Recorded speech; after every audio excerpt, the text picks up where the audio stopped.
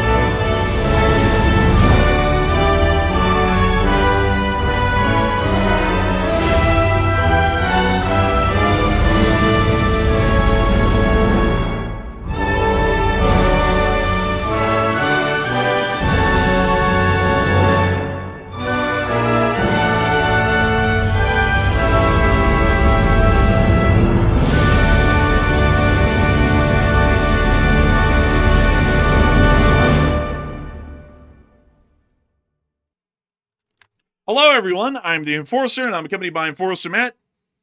And good evening, folks. It's Enforcer Matt, and welcome back to day 1383 of the War News stream. And we have massive news today, and I say very massive news, some of the biggest news we've had in a while. The Thailand-Cambodia war has kicked back off again, and F-16 strikes are currently taking place on Cambodia, and it is a nasty situation right now. That whole war is restarting. Also, Turkish forces have invaded Syria in 3 major locations, and there's currently an ongoing fight for Syria as well. And also, China targeted Japanese aircraft today with a missile lock, and we got huge escalations pretty much all over the world today, and it's good to see you all once again. And of course, folks, we're going to be covering the past 24 hours of news from around the world, as quite literally 3 major wars have broken out over the course of the day, pretty much all of them just within the past few hours alone. We have heard significant developments out of the border regions of Thailand and Cambodia, that over the course of the day, a significant buildup of Cambodian armed forces was seen near to the area of the border, along with evacuations of Cambodian civilians being conducted by the Royal Cambodian Army around the same time as their forces were moving in. Not long after, reports started to emerge that significant attacks had occurred specifically around the area of the border region within Ubon Ratchathani, with 2 Thai soldiers dead and 4 additionally wounded as a result of that attack.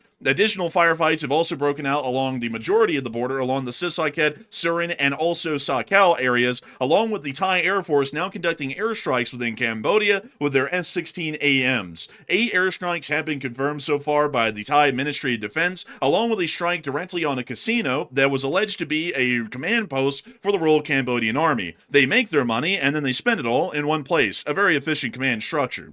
Meanwhile, we have also heard that a war is now broken out once more within Syria, area, as the Republic of Turkey's armed forces are now conducting a three-pronged advance into what appears to largely be under the control of Syrian Democratic Forces territory. The Turks are also seeing that at the exact same time, the Syrian Interim Government, led by al-Jilani, is currently moving its forces in larger numbers towards the town along the area of the Euphrates River of Deir ez-Zor. It is believed at the moment on this channel that this is a preparation for a two-pronged offensive by the Syrian Interim Government and the Republic of Turkey against the Syrian Democratic Forces of the northeastern part of the country. Largely, it may become an attempt to crush the SDF and bring the entirety of Syria under control of the Syrian Interim Government, with Turkey then absolving its control of territory within the northern part of the country once this is completed. Still, we have also heard other major developments just on the other side of the Arabian Peninsula, as the Saudi Arabians' armed forces, or the Royal Saudi Army, is currently moving into Eastern Yemen in support of the official Yemeni government.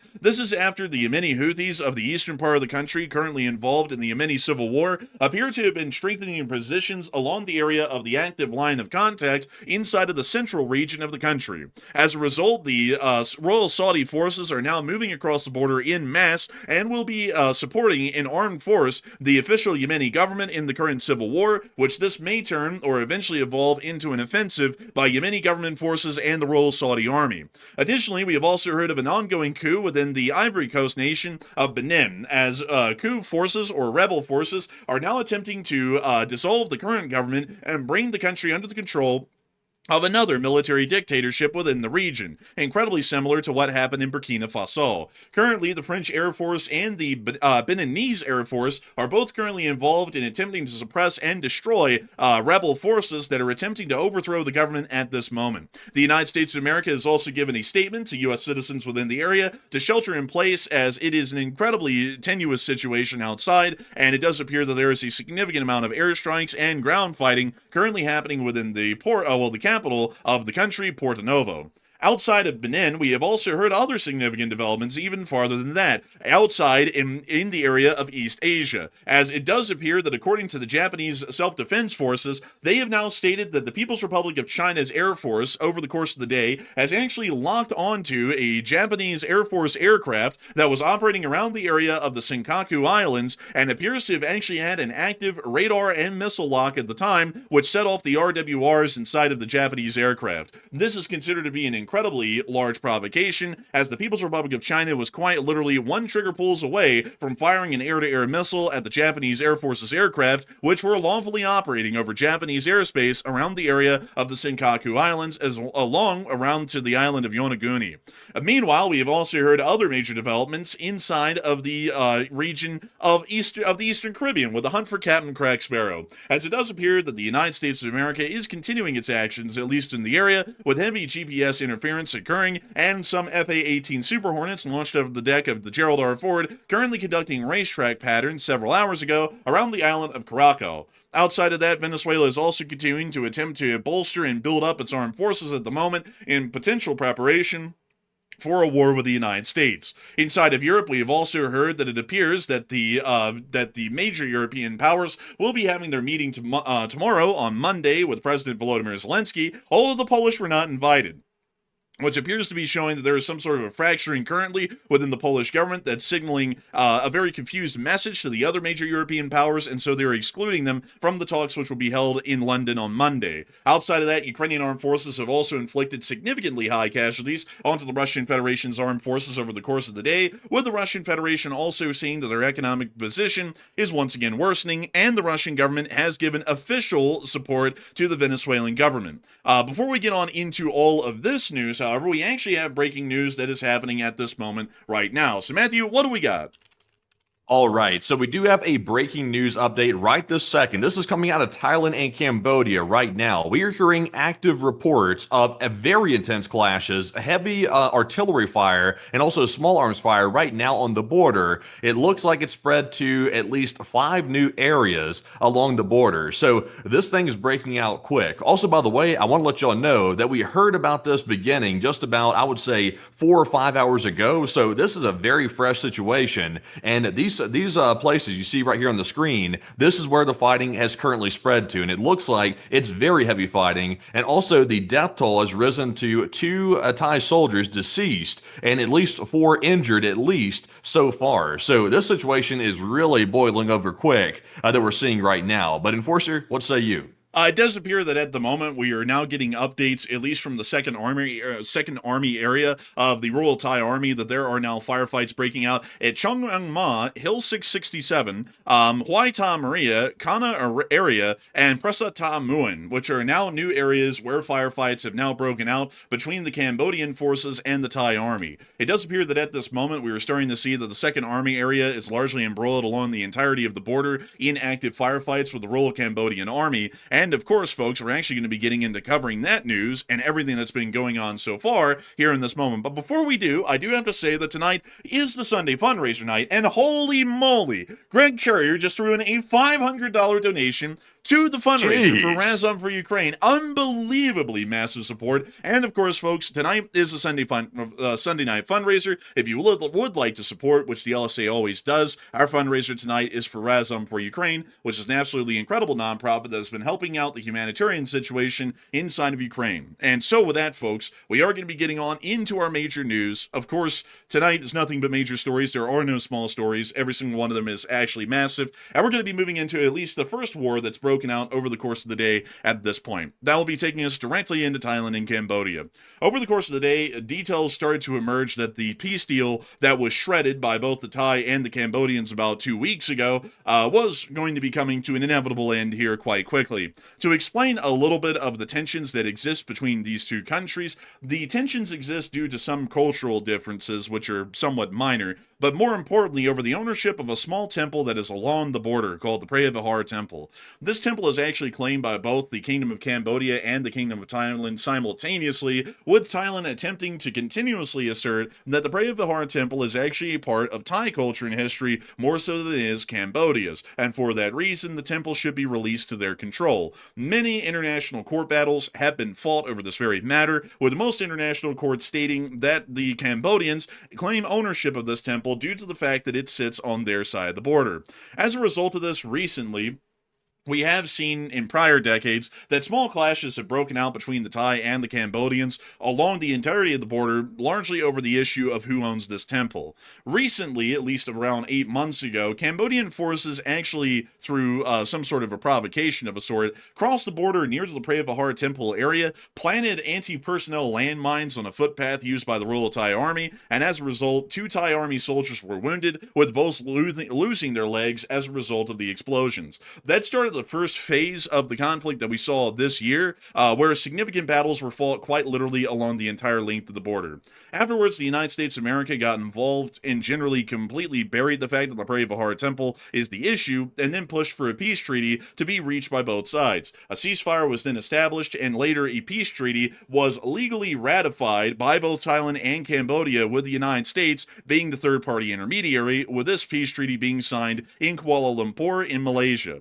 Not long after, the Cambodians planted another anti-personnel landmine on another footpath inside of Thailand, wounding another 2 Thai soldiers, which then resulted in the Royal Thai Army then stating that they had been illegally attacked once again by the Cambodians, and the Kingdom of Thailand then ripped up the peace treaty, stating that it had been nullified due to aggressive actions by the Cambodian army. Not long after that, about a week later, at this point, folks, we're talking about a 3-week time span since that happened when the peace treaty was ripped up. So about 2 weeks ago, there were actually some intermittent firefights that happened along the border, primarily by the Cambodians, with Cambodian armed forces firing across the border at the Royal Thai Army. The Royal Thai Army, according to all accounts, apparently did not engage, but it did appear that the tensions were going to be once again returning. Now, 2 weeks later, early in the morning today, we started to hear reports that it appeared that large movements of Cambodian forces were beginning to travel towards the border.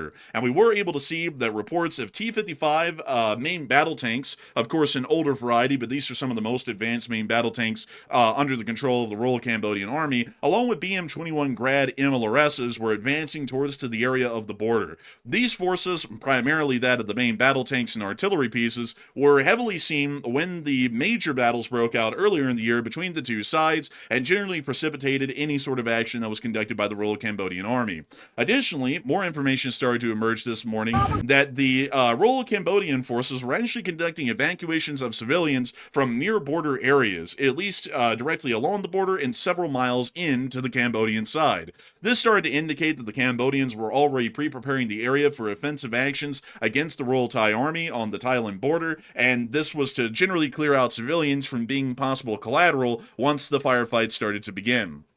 Not long after, news started to emerge that the Royal Cambodian Army had actually started to conduct clashes against that of the Royal Thai Army on the Thai side of the border, particularly around the area of the Pham Dong Rock district. This district, clarification there, has actually been mentioned several times before, at least over the history of this channel and the conflicts that have happened in this area, as many people will remember that during the last conflict, the Royal Cambodian forces fired significant amounts of rocket barrages into the Pham Dong Rock region of Sisaket, leading to the resulting dozens of civilian casualties that were seen as a result of the indiscriminate rocket fire. Video footage today also allowed us to hear the artillery being fired and also small arms clashes that were happening pretty much right down on the border to the left side of this camera. And so without further ado, here is that clip.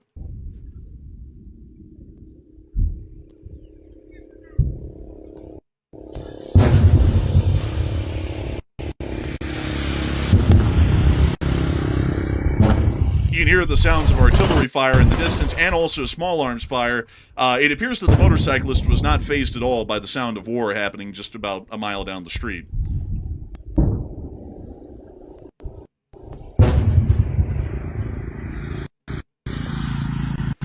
Oh, and there went another guy, too. There went the ice cream mobile, I guess, right there. Man, he's just going around making sure everyone's refreshed. You know, it's jungle warfare. It gets hot out there. You got to have an ice cream every once in a while. Additionally, we were also able to see another clip allowing us to hear the sounds of the fighting that was happening within the area. This is once again filmed by another Thai citizen that is within the Pham Dong Rock province of the Sisaket region.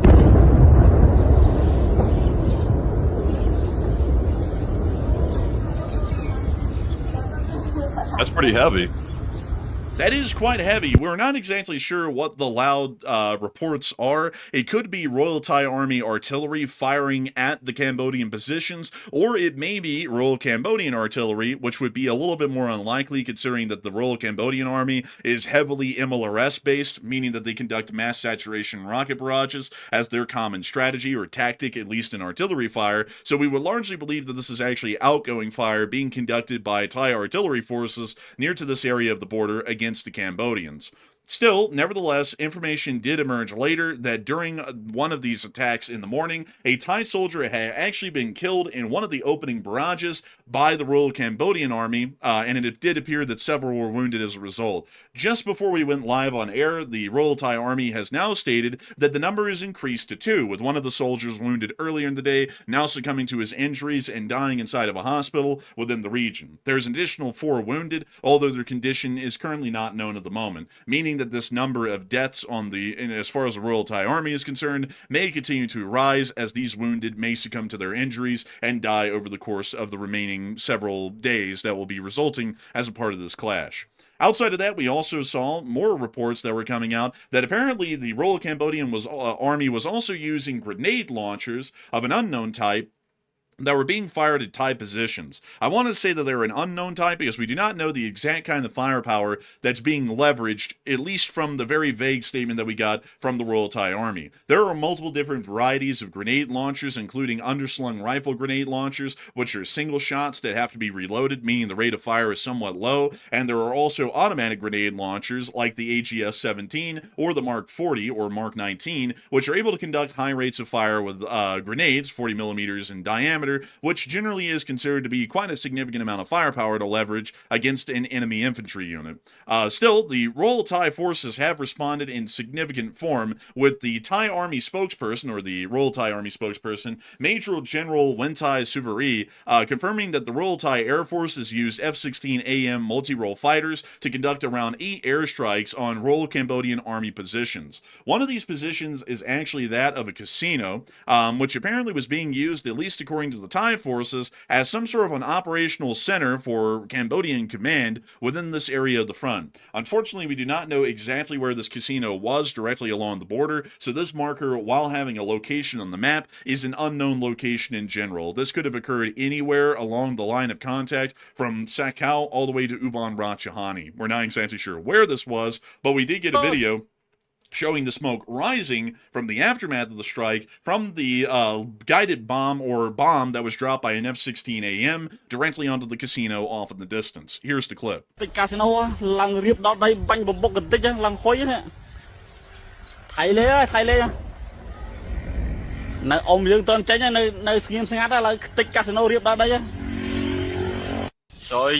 a big hit. Also, it's interesting that every time this war starts breaking out, it's like instantly. It's like the civilian targets start getting smashed instantly. There's no effort whatsoever, at least from the Cambodian side, from what I can tell, to avoid actually hitting civilian targets. It's a free-for-all right off the bat. Yeah, it really is honestly a free-for-all. And I also got to say, folks, if the Royal Cambodian Army's officers actually picked this casino to be a base of operations, I gotta say their command is really thinking ahead, folks, because usually, folks, when officers, at least in some countries like these, get paid, they have to take the 30-minute drive down to the casino to go put all of their money that they just got from their paycheck right into the slot machines, or at least the poker tables. These guys are actually ahead of the game. Once they get their pay slips from the pay office, they literally just turn around straight to the slot machine and start gambling on them. So they were actually fairly efficient, at least on that side of the R&R operations for the Cambodian Army. They go straight from getting paid in the operations center to literally the slot machine right behind them is used instantly. An incredibly efficient system all around. However, it doesn't really appear that an incredibly efficient system of fighting has been conducted, at least within the area of the border. As it does appear, much like last time, the Royal Thai Army will most likely get control of the situation fairly quickly and will also start to slam the Cambodian Armed Forces,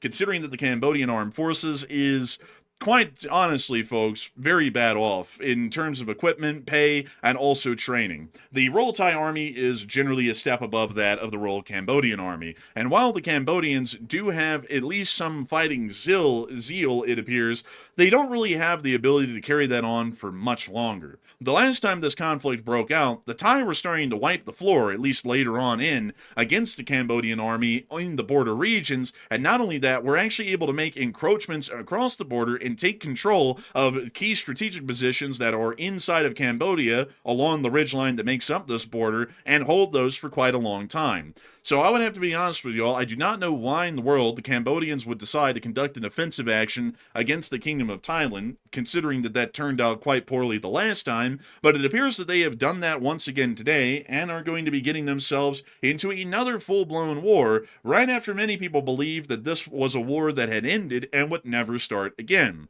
Many people are actually talking about what the future of this conflict is going to look like, especially considering that both sides seem to be pulling out, in the military terms, the fine China to try and obliterate each other. So Matthew, what are people thinking about this, and what are you thinking about it as well?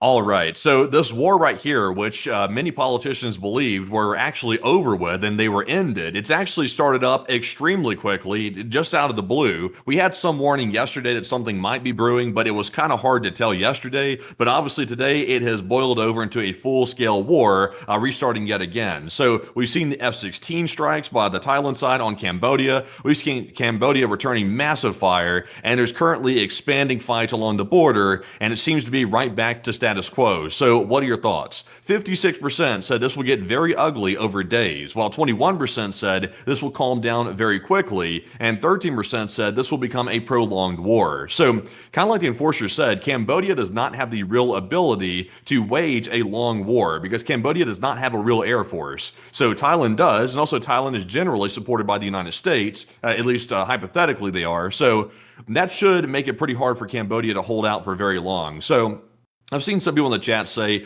who started it this time? What was the side that broke the ceasefire? Both sides are claiming that each other basically broke it. We don't really know who broke it this time.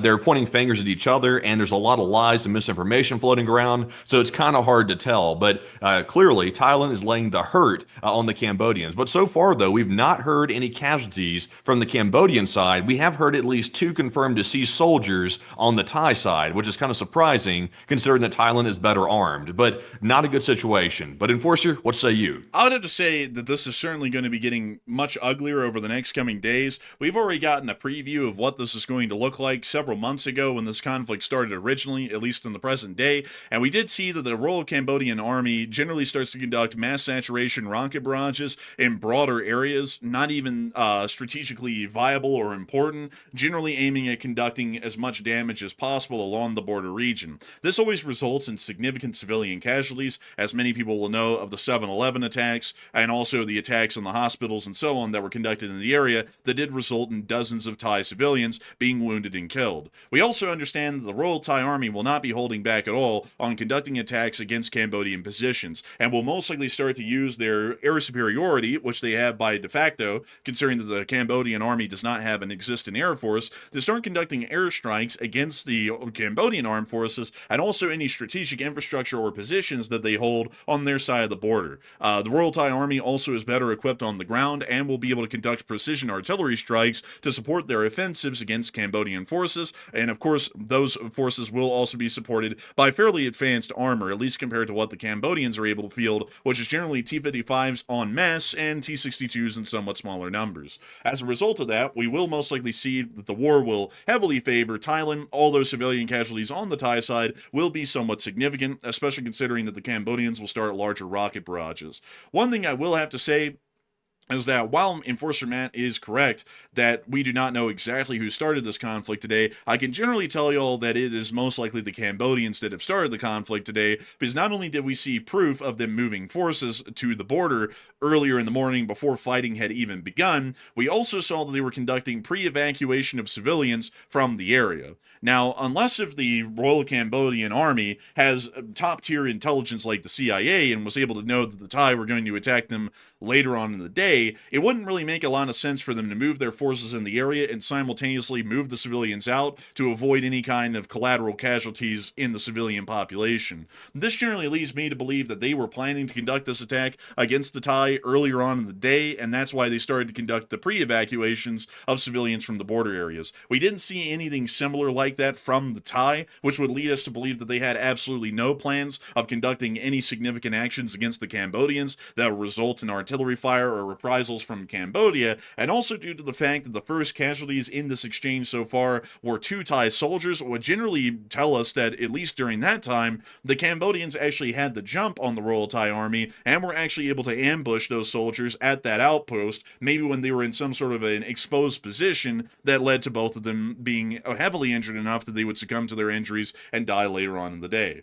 So I would generally say that while we cannot confirm exactly who started the war, I generally would have to lean towards the Cambodians were most likely the ones to have started the conflict, because from what we know in literally every other engagement that has happened over the course of this year between the two, it is largely the Cambodians that are the instigators or the initiators of armed action along that area of the border. While an anonymous donor just threw in a $500 donation. Holy moly. Look at that. That's crazy. We're almost up to 2,000 raised already, by the way. Also, by the way, while we're talking about all this news around the world, a fantastic fundraiser, by the way, for Razom for Ukraine going on right now, and it is well over halfway there. I think it's like about $600 left before we hit the goal. So very nice, by the way, right there.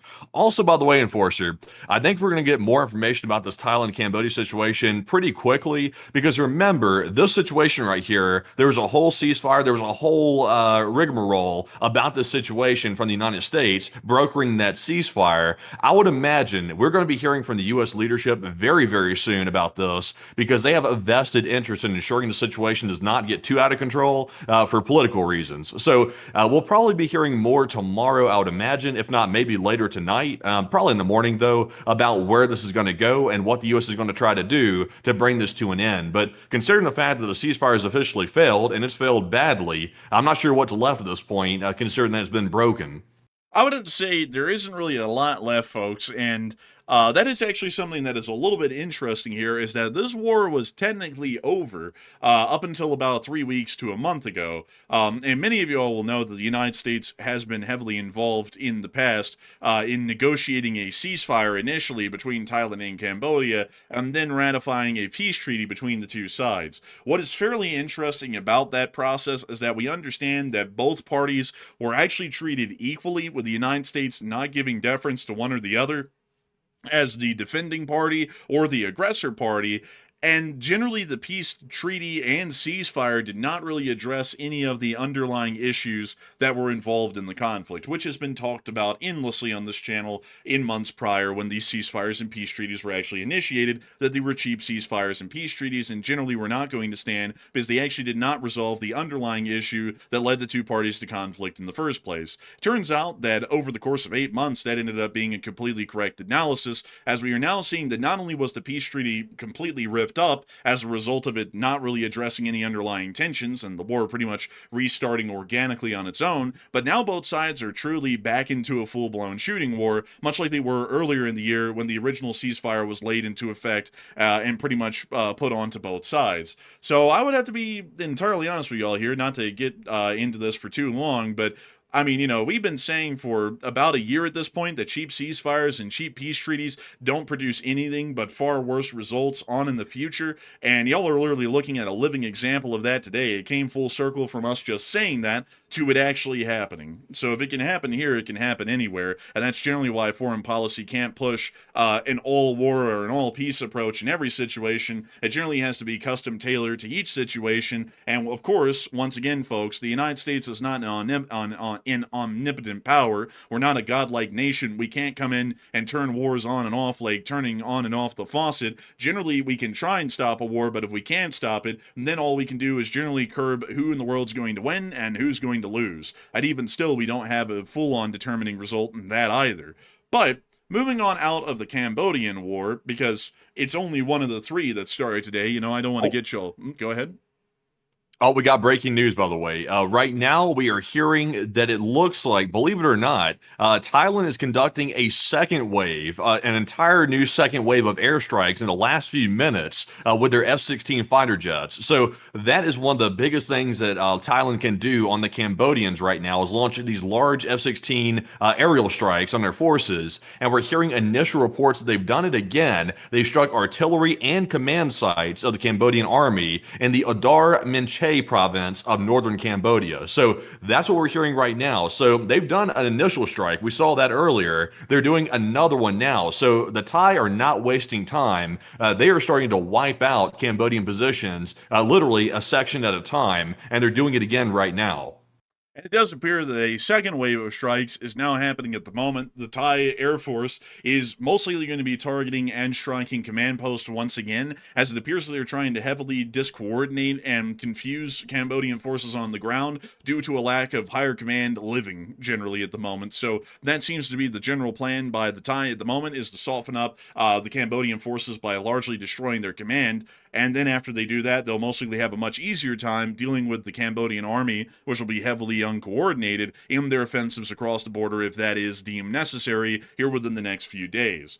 So it does appear that Thailand is actually weighing in quite heavy at the moment against the Cambodians, and is quite truly wailing on them, at least as far as we can see for now. So we'll be waiting to get further information and developments out of that region at the moment. This is a major ongoing development, but I also want to point out to y'all that there are two other wars that broke out today that also are other major developments right now, and we're going to be taking a moment away from the Cambodia-Thailand situation to actually inform you all of other wars that have broken out over the course of this day, pretty much at the same time as the Thailand-Cambodia war restarted again. So we're now going to be moving on up into the Near East, technically, which is this northern region of what most people call the Middle East, and into the area of the Syrian Interim Government and the Syrian Democratic Forces. To quickly show you all this here really quickly, I have to show you all the current situation on the ground inside of Syria and give a little bit of an explanation as to the environment that we see right now within the area.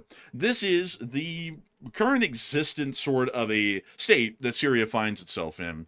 Very different than what we found it in just about a year ago at the same time during the latter days of the first Syrian civil war. The current Syrian situation is that most of the country finds itself under direct Syrian interim government control. The Syrian interim government is largely led at this moment from what appears to be an iron fist of the former HTS leader al-Jilani. The HTS was a al-Qaeda splinter cell that actually evolved into its own group based out of Idlib in northern Syria, and later on last year conducted a surprising lightning offensive against the forces of Bashar al-Assad's Syrian Arab army, and was able to collapse the entire Bashar al-Assad regime within about a week and a half, and brought most of the country under direct control of the Syrian interim government. Out in the desert near to the At-Tanf garrison, the Syrian Free Army still exists, but with fairly little amount of control of the current situation, and generally looking at waning support from the United States, as the United States is generally withdrawing from the area,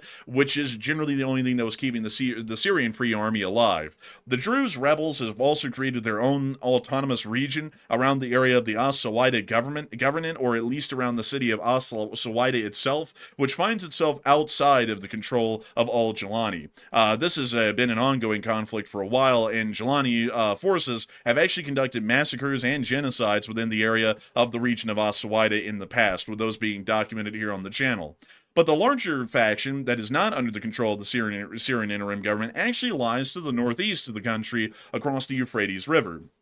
This faction, colored in yellow on the map, is the Syrian Democratic Forces, which historically are the most significant and powerful ally that the United States of America had during the Syrian Civil War from about 2011 all the way up until its end in around 2024. Recently, the United States of America has largely started to withdraw almost all, if not all, support, in total support, to the Syrian Democratic Forces, and have generally started to align and support the Syrian interim government under the control of al-Jilani, a former terrorist.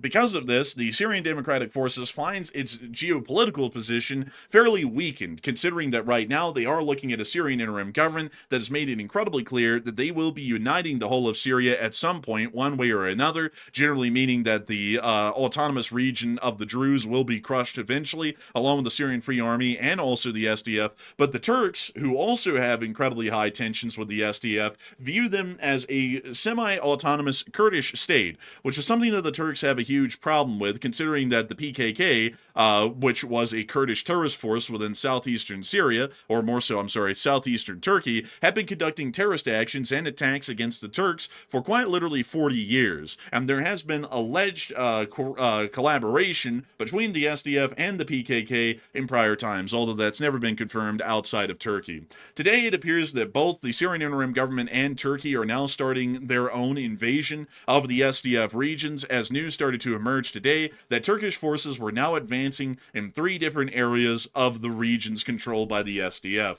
From what we were able to hear, we only have one clip to show Turkish movements at this moment, but Turkish forces started movements around the area of the cities of Afrin, Ras Al Ain, and northern Aleppo.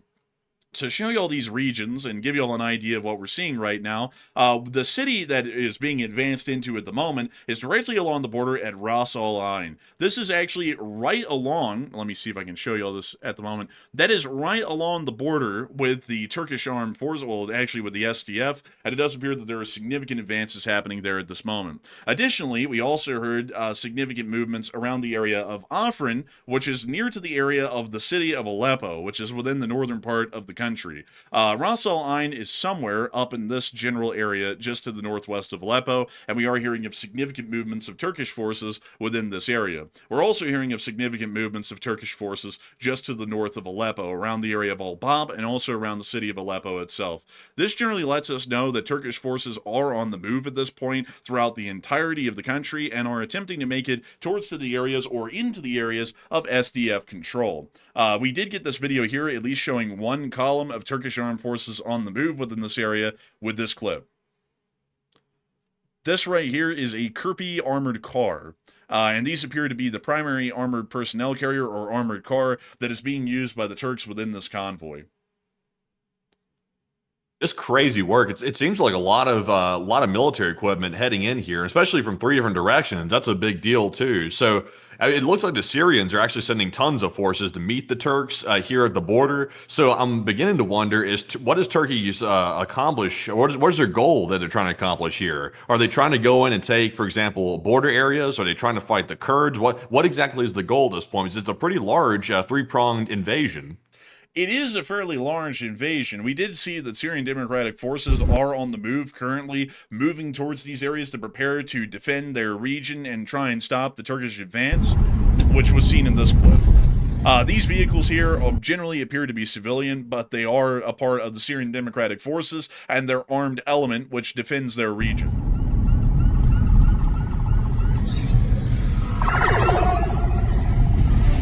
We can see footmen and soldiers holding onto the side of the vehicles and riding atop as they make it towards these areas of contact where they're attempting to try and engage the Turks and stop them from advancing any farther.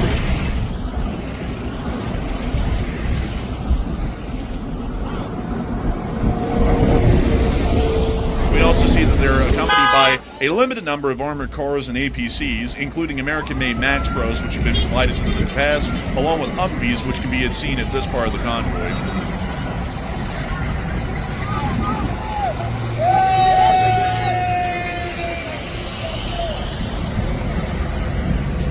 Sort of ragtag looking forces.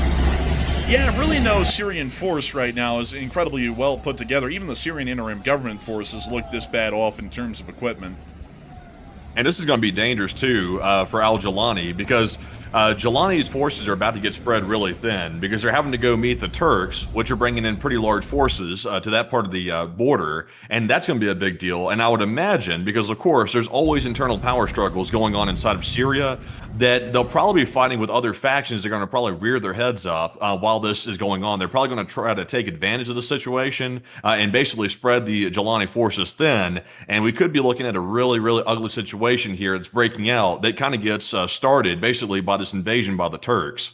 And moving on from that, we also were able to see a large deployment of the Syrian Interim Government's forces, which are the former Harir Tahrir al-Sham, which were moving towards the area of Deir ez-Zur. Unfortunately, it doesn't appear that this clip is finally loading. So here you can see the actual movements of the Syrian Interim Government's forces, which also appear to be supported with some limited drone reconnaissance units, at least from what we could see in that part of the clip of the convoy.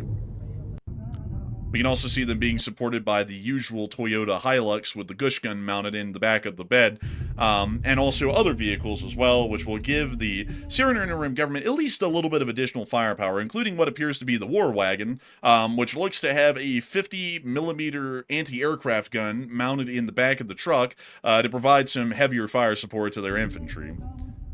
It's at least believed at the moment that the Turks and the Syrian Interim Government may be trying to conduct a dual invasion of Syrian Democratic Forces areas of control, as we can see on this map here, and we would generally believe that at the moment the Turks are not going to be conducting any armed actions or offensives against the Syrian Interim Government, considering that historically the Syrian Interim Government, which was the HTS, has historically always been supported by the Republic of Turkey. So from what we understand, the Turkish armed forces are not going to be conducting any armed action against the Syrian Interim Government or al-Jilani at the moment. If any armed action is going to be conducted, it's going to be conducted directly against the Syrian Democratic Forces, and with the additional movements of convoys of the Syrian Interim Government, instead of heading towards the Turks, they're heading towards Deir ez-Zor, which is directly along the border with the Syrian Democratic Forces. It is highly likely right now that Turkey and the SIG are going to be joining forces to attempt an offensive against the SDF of northeastern Syria.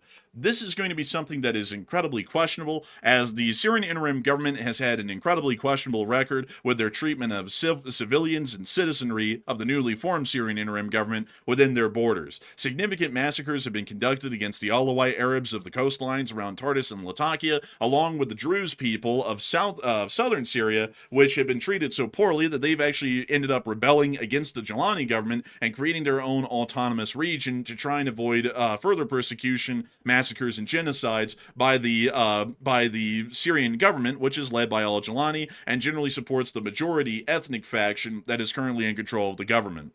That also appears to be showing us that the Turks, which also have a huge bone to pick with the majority Kurdish populations of northern Syria, are also conducting their own offensives within that area as well. I also want you all to note that at least at the moment, as far as offensive actions are going, or generally military movements by any direction, the Republic of Turkey's army is currently advancing towards the small area of control south of the Euphrates River that the SDF currently has under their possession, along with their forces moving into the area of Kasalan, which is in the northern region of the country and is once again directly along the SDF's line of contact. With the Syrian Interim Government's forces moving towards the Deir ez-Zor, it becomes incredibly clear that the only regions these forces are moving towards is towards the SDF, which is showing that significant offensive actions will be happening against them. If there is a possibility, which a high one at that, to be entirely honest with you all, considering that U.S. support has largely disappeared for the SDF, that the Syrian Interim Government takes control of this area, we can expect that significant massacres and genocides will most likely be conducted against former members of the Syrian Democratic Forces, along with the former government of the Syrian Democratic Forces, and also the civilian population, with the Syrian Interim Government already showing that they generally are generally sponsoring or somewhat supporting an ethno-state. It would be highly likely that they will start to conduct massacres against the Kurds, much like they've done on the Alawite Arabs of the coast and also the Druze within the southern part of the country. It's a little bit Now, you know, something else while we're still talking about this right here, just hearing the talk about Turkey teaming up with other factions inside of Syria to try to, at least for right now, we're guessing that maybe they're trying to take down the Jilani regime or at least take some border areas. Right now, we're not really sure. But Israel is an ongoing situation as well, because Israel is not happy whatsoever about Turkey's ambitions in Syria. In fact, they were getting very close to almost the brink of war just about a month back over the Syria situation. So we haven't heard anything out of Israel yet, because this situation is literally developing just a few hours ago. It started. So I would imagine that Israel is probably going to be trying to take, or at least threatening to take, some sort of action against Turkey for doing this, because Israel's not in favor whatsoever of Turkey invading and taking any type of land inside of Syria. So what do you think? What do you think is going to be Israel's response? Also, really quickly, I got to ask a question. Are you saying that the Turks are invading Jelani's Syrian Interim Government control territory, or are you saying that they're invading the SDF? No, invading Syria at all. Israel doesn't want Turkey invading Syria whatsoever. It doesn't matter who's in charge of it. Yeah, that's true, but also I think earlier saying, I think you and me might be having a bit of a miscommunication here. I'm saying that the Turks and Jelani are teaming up against the SDF. It sounded to me earlier a second ago, you're saying that the Turks are actually going to be invading Jelani's territory, which isn't the SDF. Well, that's really irrelevant here. It's more about what is Israel going to do in response to Turkey going into Syria. That's the question. They're most likely going to be conducting significant military action like they have in the past, including shows of force with their air force over the region to try and dissuade any sorts of Turkish air operations. And they most likely will also be trying to conduct at least some limited ground operations, possibly even in support of the Jelani government or the SDF. It's a little bit unclear at the moment which. But I don't really know if they're going to be getting involved. If the Turks and the Syrian Interim Government, which it appears that they are at the moment, are going to be teaming up against the Syrian Democratic Forces, this may be something that the Israelis generally bow out of. We've only seen them get involved in the past over instances that have involved the Druze, and intermittent firefights have been conducted between Jelani's forces and the SDF along the Euphrates River without any Israeli involvement being seen in the past. So I would have to say that it actually more so is fairly likely they might not get involved, especially if the only thing that results from this is that the entirety of Syria comes under the control of Jelani. They probably will get involved in the future, however, if the Jelani government once again attempts to bring the autonomous region of the Druze under the control of the SIG forces. That probably will lead to more Israeli involvement once more, and if it also does appear that the Turks are going to start actively supporting and encouraging the Jelani government as an ally, that also may lead to significant Israeli involvement once again in the region.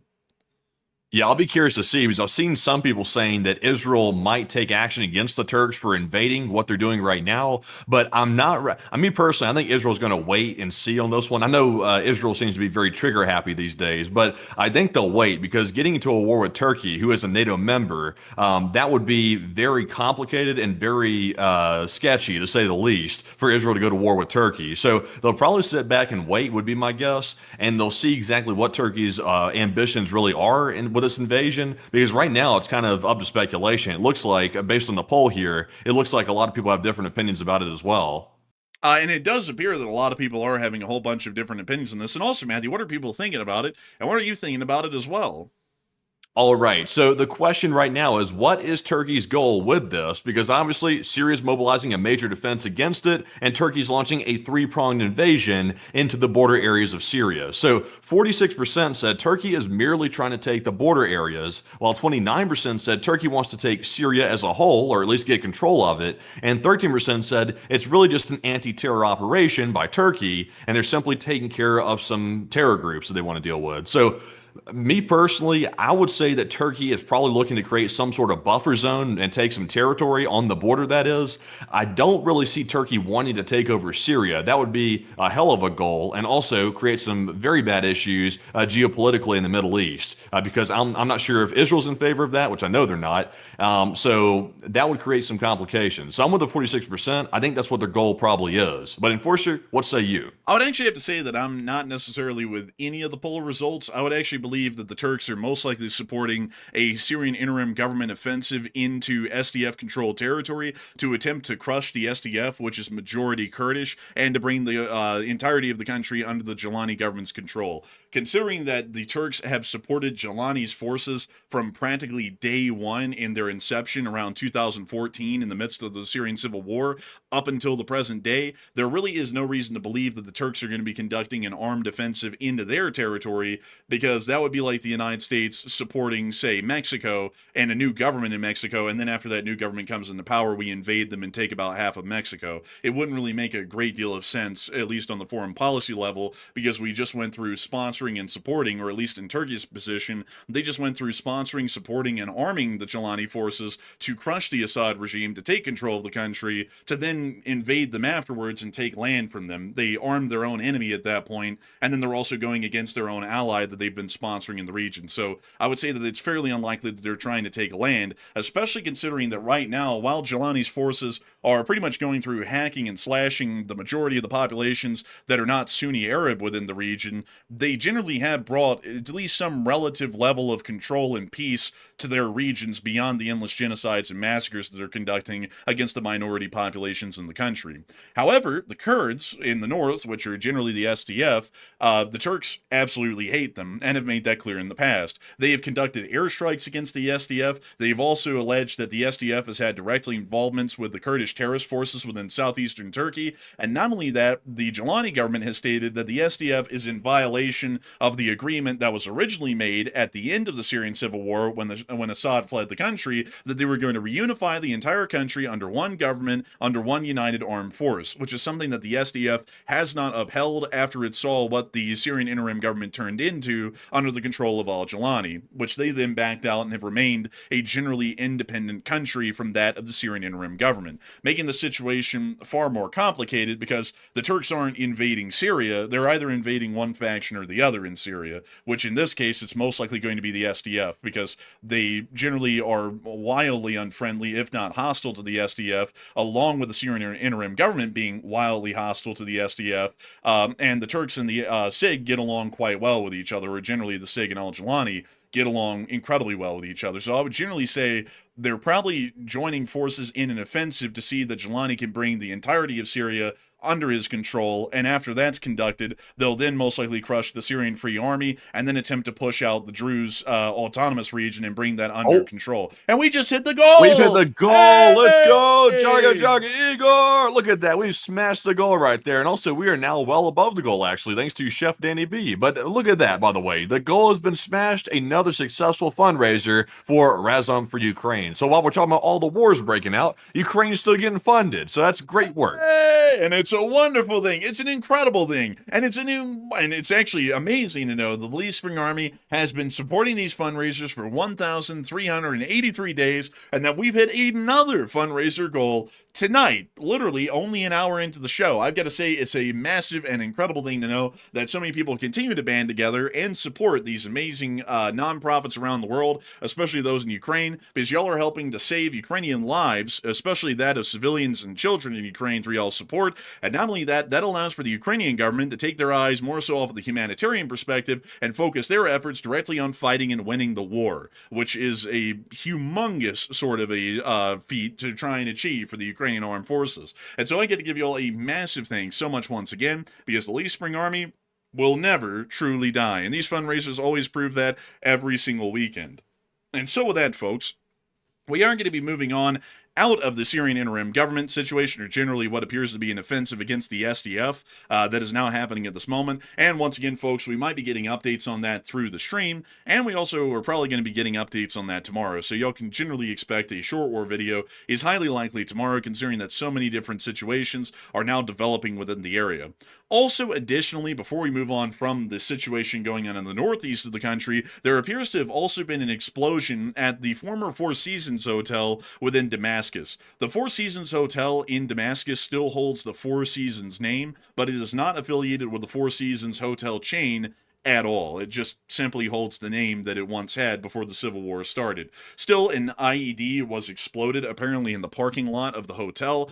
We do not know how many wounded and killed have resulted from this, and we generally didn't want to show the video either, because there may or may not have been some questionable stuff within the video that showed the bombing at the building. So I didn't want to show the video, but there was a video out there. We do have it on our Twitter, which you can get to our Twitter from the link in the description below that'll lead you to it, that actually shows the IED and the aftermath of it around the area of the Four Seasons Hotel within Damascus. Moving on from that, however, we also have to get on down to another new war that has broken out once again in the Middle East today, which actually occurred within Yemen. But before we get to that, I do have to say that the amount of people who've been watching tonight has been unbelievable. We've actually had about 15,000 people here at the peak. It's actually about like 15.1, and 75,000 people have watched this stream in the first hour, which is absolutely insane and truly unbelievable to think that so many people are watching tonight. We're always honored to know that a lot of people consider the Enforcer channel to be a primary source of news,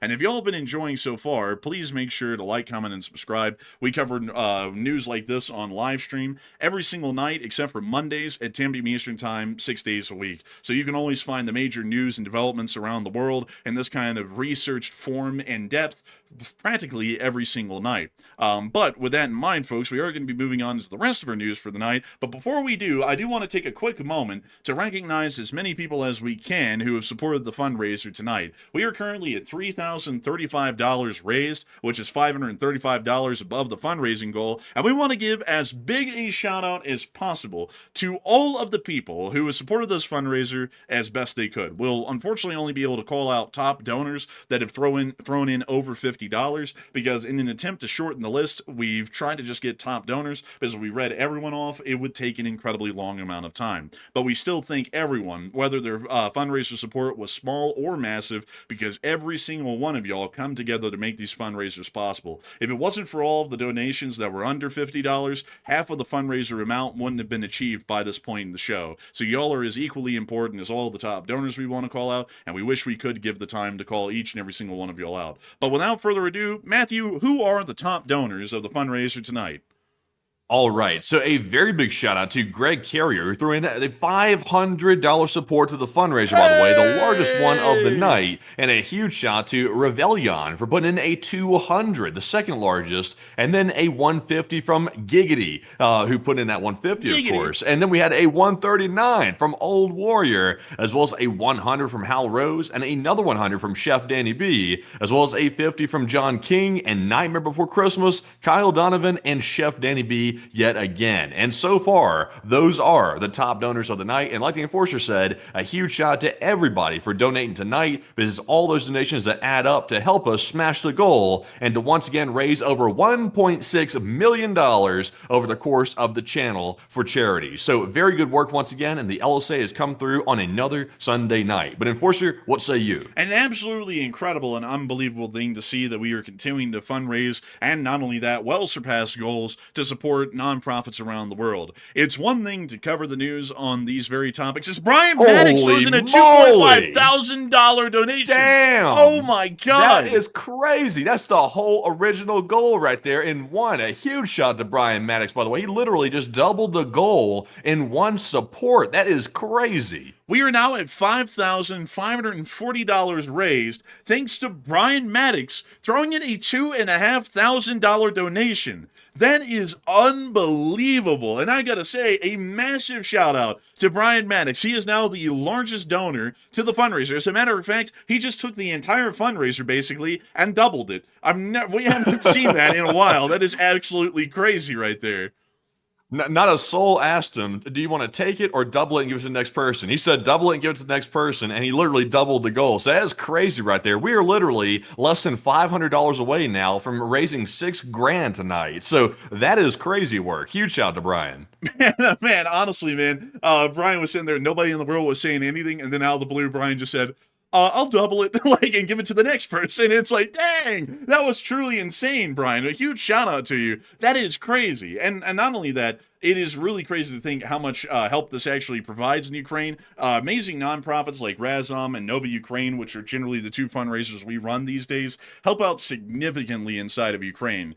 They help to provide food to the citizens inside the country that have been displaced, along with shelter and other basic necessities. And not only that, they also help to continue to let people know around the world about what's going on in Ukraine and to keep their attention on it. And that is about as important a thing as any other these days, considering what's going on, at least in foreign policy with the United States. So I got to thank you massively for that, because folks like you are helping the Ukrainians to really turn their attention away from the humanitarian situation and to continue to focus on fighting this war so that way hopefully it can end sooner rather than later. And so a humongous congrats to Brian Maddox once again. And also, Matthew, I understand that we were in the middle of talking about the top donors when the top donor threw in that donation. So can we please proceed?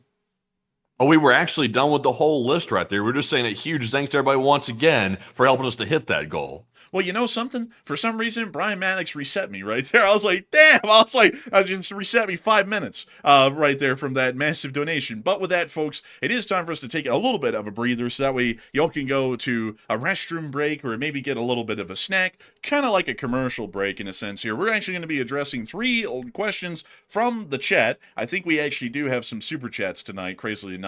That YouTube loophole has never been fixed. YouTube hasn't fixed it yet, so people are somehow still able to throw in super chats on Sundays, which they're technically not supposed to be able to do, but since they're here, we do read them off. And so with that, we are on to the first one.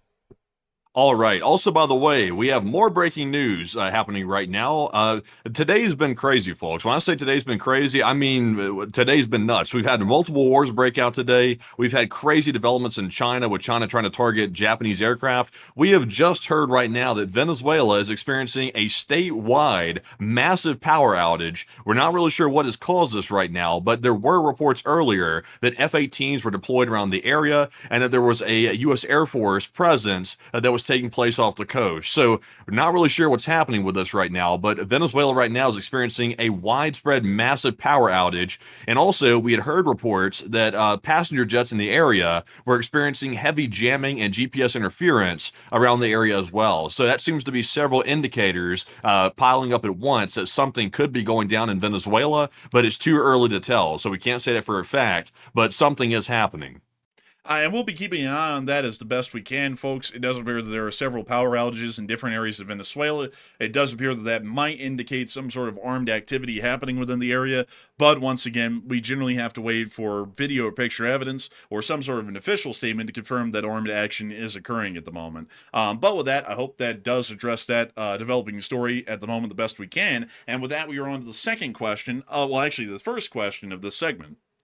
All right, so our first one is a super chat from Duncan VR, and thank you very much, Duncan, for that $20 super chat. He said, quack, inshallah, for the marmot, and grab a marmot burger. Hey, And thank you so much for your support, Duncan VR. And we will try a marmot burger one day. I don't know what a marmot tastes like, and I don't really like the idea of eating a marmot burger because I think the marmot is a great creature. But beyond that, I do thank you massively for the support and helping this channel to keep on running, because it is folks like you who help to make this thing possible, and are even going out of their way to support it on a Sunday night fundraiser, which we're not supposed to make a cent on. But still, a humongous thanks to you so much once again. I hope that does address that incredibly well. And with that, we are on to the second question of the segment. And this one goes to High Noon, who puts in a $20 support, and thank you very much as well for that support. He said, ironically, the American meets Southeast Asia, and take a question.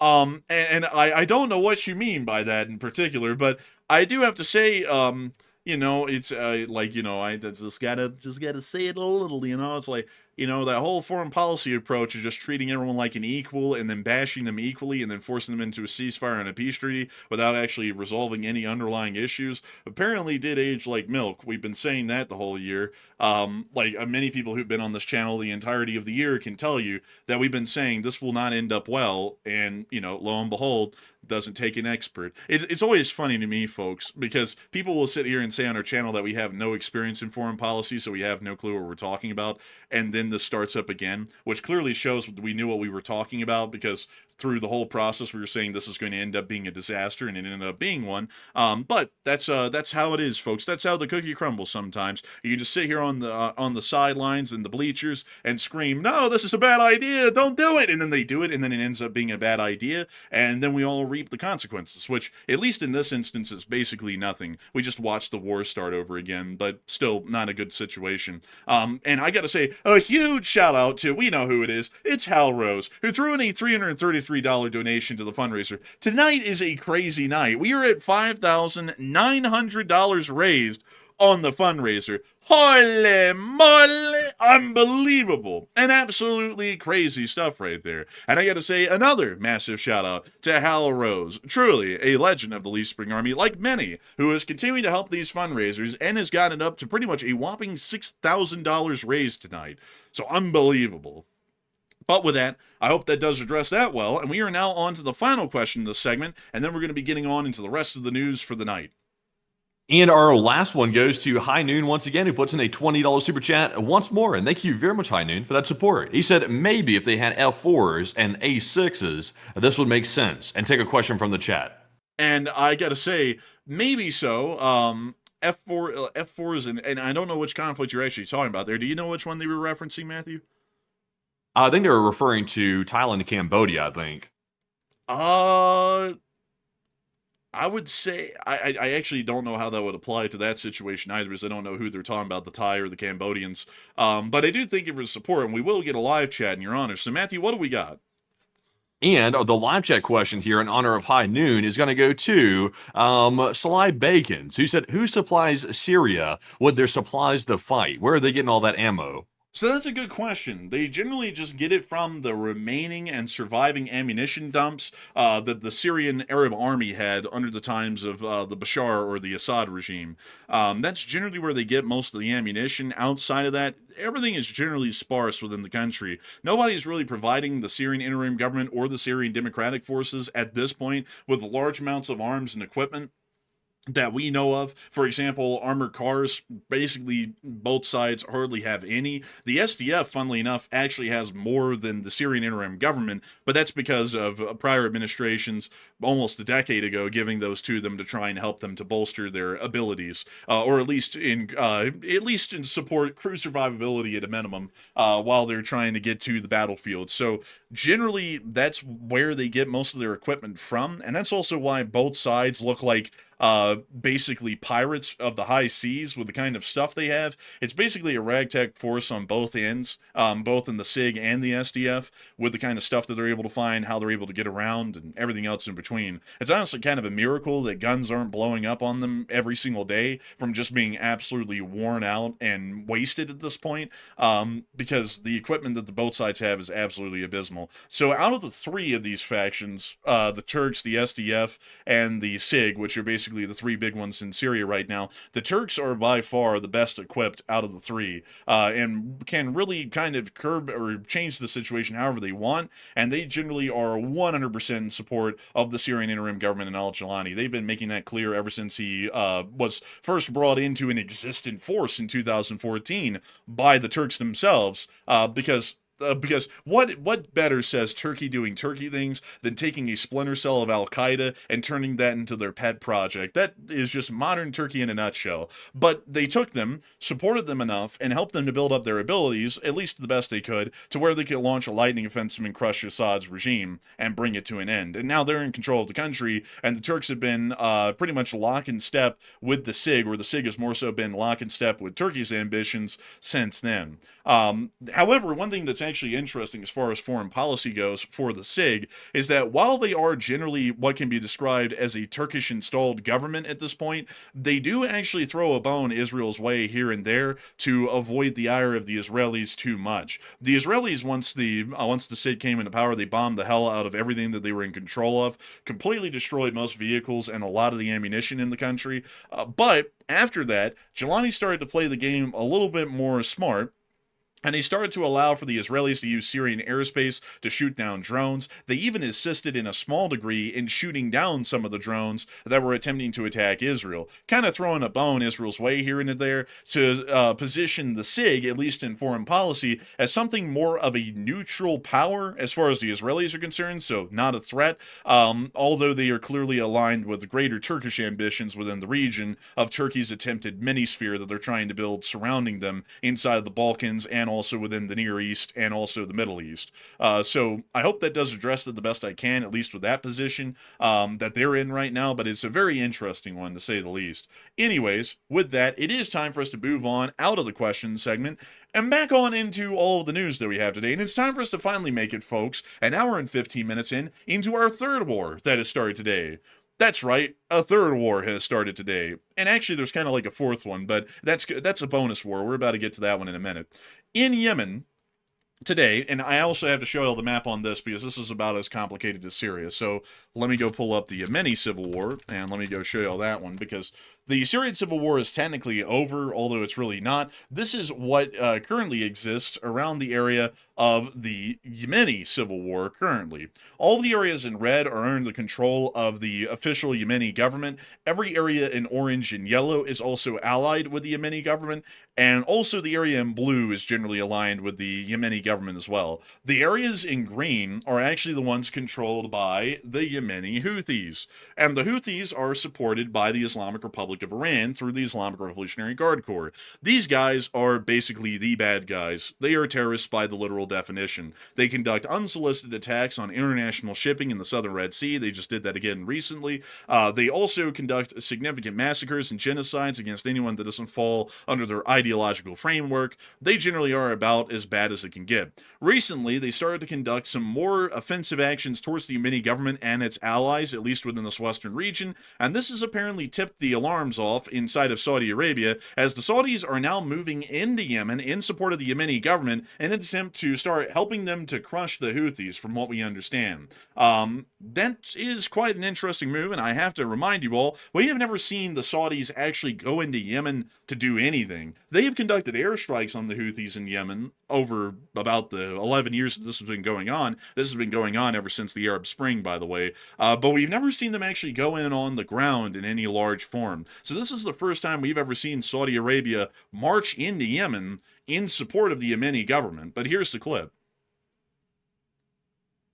Well, you see right there an M109 Paladin, along with a large amount of support vehicles. Oddly enough, the Royal Saudi Army doesn't really have a lot of high-end looking support vehicles. It looks like they kind of just get them from wherever, which is quite interesting considering that their actual fighting side of the military is fairly advanced in most regards. But this appears to generally be an artillery unit, like an artillery brigade or an artillery battalion that we're looking at right here that's moving into the area. We can also see what appears to be a command LAV. A command LAV. That's a command LAV, folks. That's actually a little bit old. Like, the Marines are still using LAVs, but generally everyone else has phased them out. But that's kind of wild. We can also see here I don't know what the hell to call this thing. The Rover? like the Curiosity rover from Mars. I don't really know what that armored vehicle is.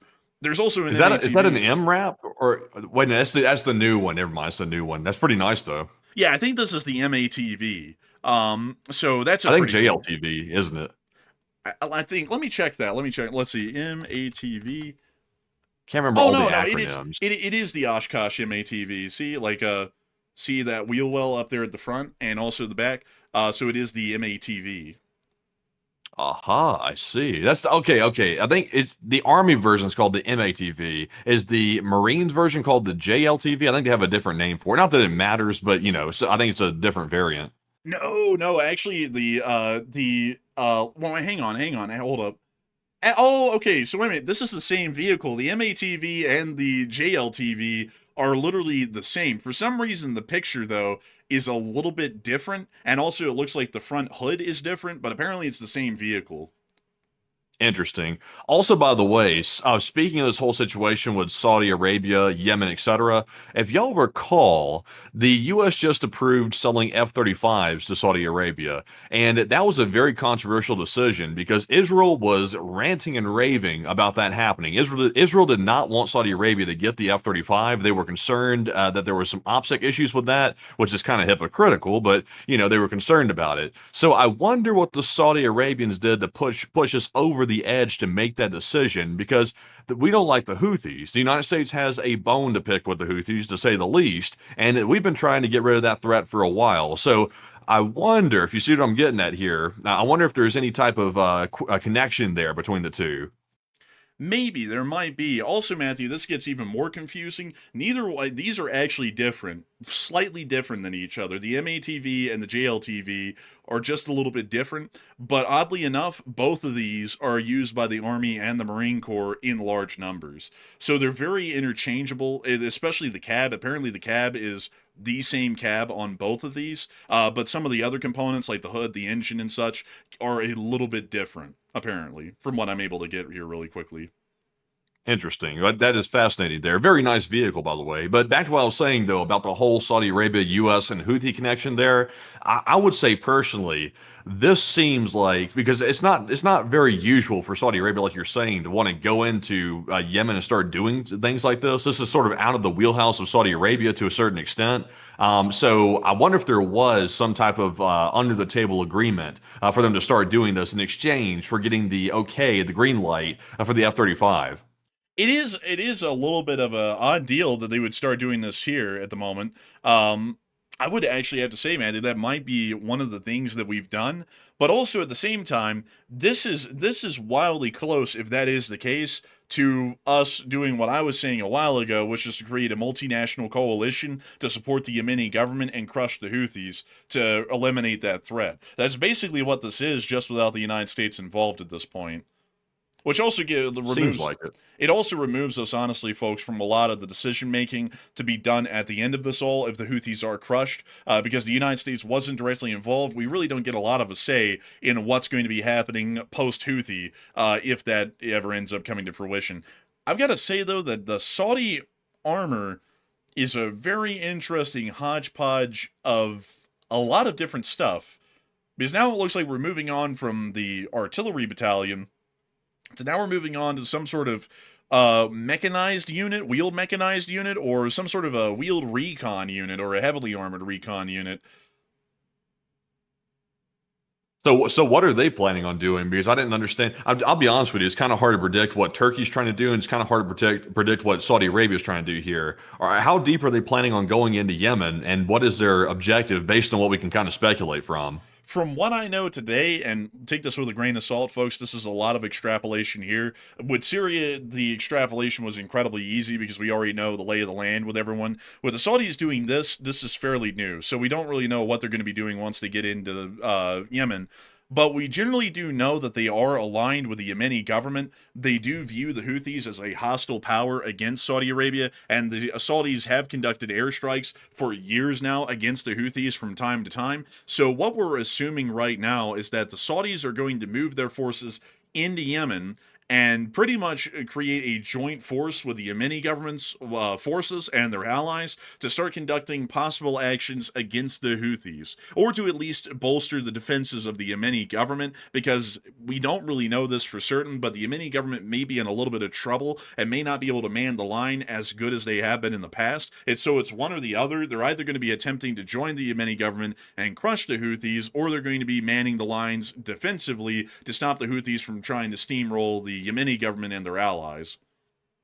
Interesting. Well, at least this would be if there is some type of connection and the U.S. has negotiated some sort of deal for the Saudi Arabians to go into Yemen and try to deal with the Houthi threat on the ground, I would actually be very much in favor of that, because we've been saying for ages that with the Yemeni Houthis going underground, anytime that there's any type of aerial bombing by the United States into Yemen to get rid of the Houthis, they go underground, and it's pretty much impossible to get rid of the Houthis with aerial strikes. So we were saying that the U.S. needs to go in on the ground, but if there is some type of deal here for Saudi Arabia to be our boots on the ground, let's say, then that prevents U.S. troops from having to go in, and we still get the accomplishments done that we were trying to do anyway. It's just through the Saudi Arabians in exchange for maybe an F-35 or so.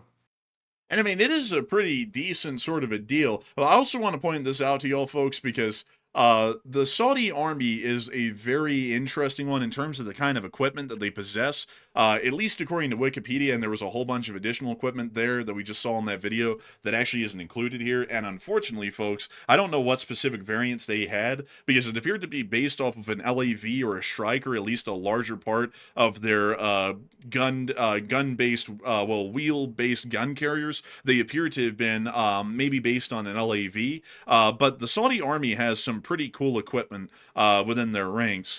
They have basically everything. I'm not even kidding. They even are apparently using the Scar H as their main rifle for the special forces of the Saudi Arabian army. But the G3, which is a classic battle rifle of Germany during the latter times of NATO. Well, not the latter times of NATO, but the latter times of the Cold War, is their primary service rifle. Additionally, speaking of ground equipment in terms of vehicles, they have a large amount of M109 Paladins. They have a fairly decent amount of Caesar SPGs produced by the French. These have proven to be wildly successful in Ukraine. Probably one of the most advanced artillery pieces or self-propelled guns in the modern age, considering that it stripped everything down, even including armor, to be as mobile and rapid-firing as possible, so heavily emphasizing the shoot-and-scoot doctrine, which is basically the Bible of artillery doctrine today. They also have 60 AMX-30 AUF-1s. These are fairly older SPGs, but they still stand up to the modern age. And they also have 54 PLZ-45s from the People's Republic of China. So they do buy weapons from the Chinese from time to time. They do not buy any Chinese aircraft for their Air Force, but they do have some limited Chinese equipment within their army. Additionally, they have a decent amount of towed howitzers, about 557 of them, of a million different varieties, including the M101, which has been used in Ukraine to limited extent. But most importantly, if we get down to their armor, they have quite a large amount of M1 Abrams, showing that they have modern offensive capabilities in terms of armor, and considering that the Houthis don't really appear to be equipped with a large amount of FPV drones, or drones for that matter at all, armor tactics against the Houthis will most likely be somewhat effective, although they are an asymmetrical force. Additionally, they also have panhards for reconnaissance. Those are fairly antique, to be entirely honest. And they also have a large number of armored personnel carriers, including the AMX-10Ps, the M2 Bradleys, the VABs, which are also French, and also the Al-Fads, which the Al-Fad may be the one that I don't really know a lot about. But still, they have a fairly well-equipped ground force, and considering that they're now going to be moving into the area, at least at a minimum, with some form of a mechanized unit and also artillery, it's showing that they are probably going to start leaning some heavy power onto the Houthis, and that might start to lead the Houthis to have a lot of trouble holding on to the grip that they have in Western Yemen. But moving on from that, we have to now move on from our third war today, which the Saudis apparently are now openly joining, and we now have to move on into our fourth war. Y'all thought that there was just three. I actually have to throw in the bonus war for all of y'all. We are now moving on into Benin, which is an Ivory Coast state, near to the area of Nigeria, as well as Togo, Ghana, and Burkina Faso, which a lot of people know Burkina Faso because their leader wears the red beret, and he gets on TV and he talks about a whole bunch of crap inside of his country, and he sounds like an idiot, and he's generally supported by the Russians. But outside of that, in Benin, there appears to be a new government coup that is going on within this country. Benin, mind you all, is actually an ally of the French Republic. And a lot of people actually don't know this, but at one point, and I'll show you all this here because this is a very important thing when we're talking about modern Africa. Let me see here. Let's see. Let me type this in. French Africa. Let me go get this. So here we are. This is a fairly important thing to talk about right here. French West Africa. At a time when France was an empire, it actually controlled the significant part of what is modern-day West Africa, including Benin, Togo, I believe Niger, Mali, Mauritania, Senegal, among many others. In the modern day, France technically doesn't control any of these countries, but France basically runs all of them. That's kind of the caveat there, is that the French Empire is still, funnily enough, actually alive and well. The French pretty much run the entirety of Western Africa still to this day, or at least the parts of former French West Africa. And due to this reason, a lot of countries within this area either have an existing military alliance with France, or there is a significant amount of French armed involvement in the country to support the existing governments here, and also to continue to allow France to get access to all of the sweet minerals and different sorts of commodities that can be extracted out of these countries. So basically, it's still the French Empire. One of these countries is Benin, and Benin, it does have an existing government currently that is supportive of the French, much like all of the others in the area. However, today that's being threatened, as a coup appears to have emerged, and at the moment, it's a little bit unclear as to whether the coup leaders are anti-French, but it generally will be assumed that they are most likely anti-French, considering that they're trying to oust the French affiliated government that is within this country. For this reason, the French are now getting involved in trying to suppress the ongoing rebellion. Beechcraft 350ER Air King intelligence, surveillance, and reconnaissance aircraft of the French Air Force is currently conducting orbits over Cotonou in southern Benin, with reports over the last few hours of airstrikes by fighter aircraft of the Nigerian Air Force. It appears that the French are providing some form of intelligence for the Beninese Air Force to conduct some form of airstrikes, along with the Nigerians, apparently, at the moment. And we are also hearing additional developments that apparently, at this time, the Nigerian Air Force is conducting operations to contain the coup in the Western African country of Benin. So, crazily enough, the French have brought in the Nigerians from next door to bomb the rebels in the coup that are attempting to overthrow the French-aligned government. So this is a fairly complicated sort of an instance that's happening right now, at the minimum, because the Beninese government actually does not have an air force. It's the Nigerians that have an air force. So the Nigerian Air Force is taking off from air bases near Lagos and flying across the border to bomb the rebels and to attempt to support the French, with the French relaying strike coordinates and information to the Nigerian Air Force for them to bomb them. And also, by the way, just to make this even more complicated, Nigeria is not a former French colony in West Africa. It actually was a former British colony. So this makes the situation even more complicated in terms of the historical diplomatic ties that exist within this region. Nevertheless, it does appear that the coup leaders are still pressing forward at the moment. The United States of America did give a shelter-in-place order through the U.S. Department of State due to the ongoing battles that are literally breaking out in most of the major cities in the southern part of the country of Benin, and the coup leaders have gotten on TV and have declared that the current government has been dissolved. I have to show you all this clip because it is honestly kind of comical how most of them cannot wear a helmet properly. Also, by the way, it's like just the goons have showed up. Like, this is wild. Just showing up at the news desk and standing around. And it's crazy how coups take place in Africa. It's absolutely wild how they just do these things right here. It's always very loosely organized, like every single time. Yeah, honestly, it is. Also, I got to give a shout out to the shortest guy in the unit, realizing that all the bullets are going to whiz over his head. So he just completely forgoes wearing a helmet, and he's just wearing a beret because he knows he's so short, no one will be able to shoot at him anyways. But here's the clip. Les frontières terrestres, maritimes, aériennes du Bénin sont fermées jusqu'à nouvel ordre. La prise du pouvoir en ce moment traduit la ferme volonté du comité militaire de la refondation à mettre fin à l'exclusion de toutes les couches sociales de notre pays, sans distinction aucune.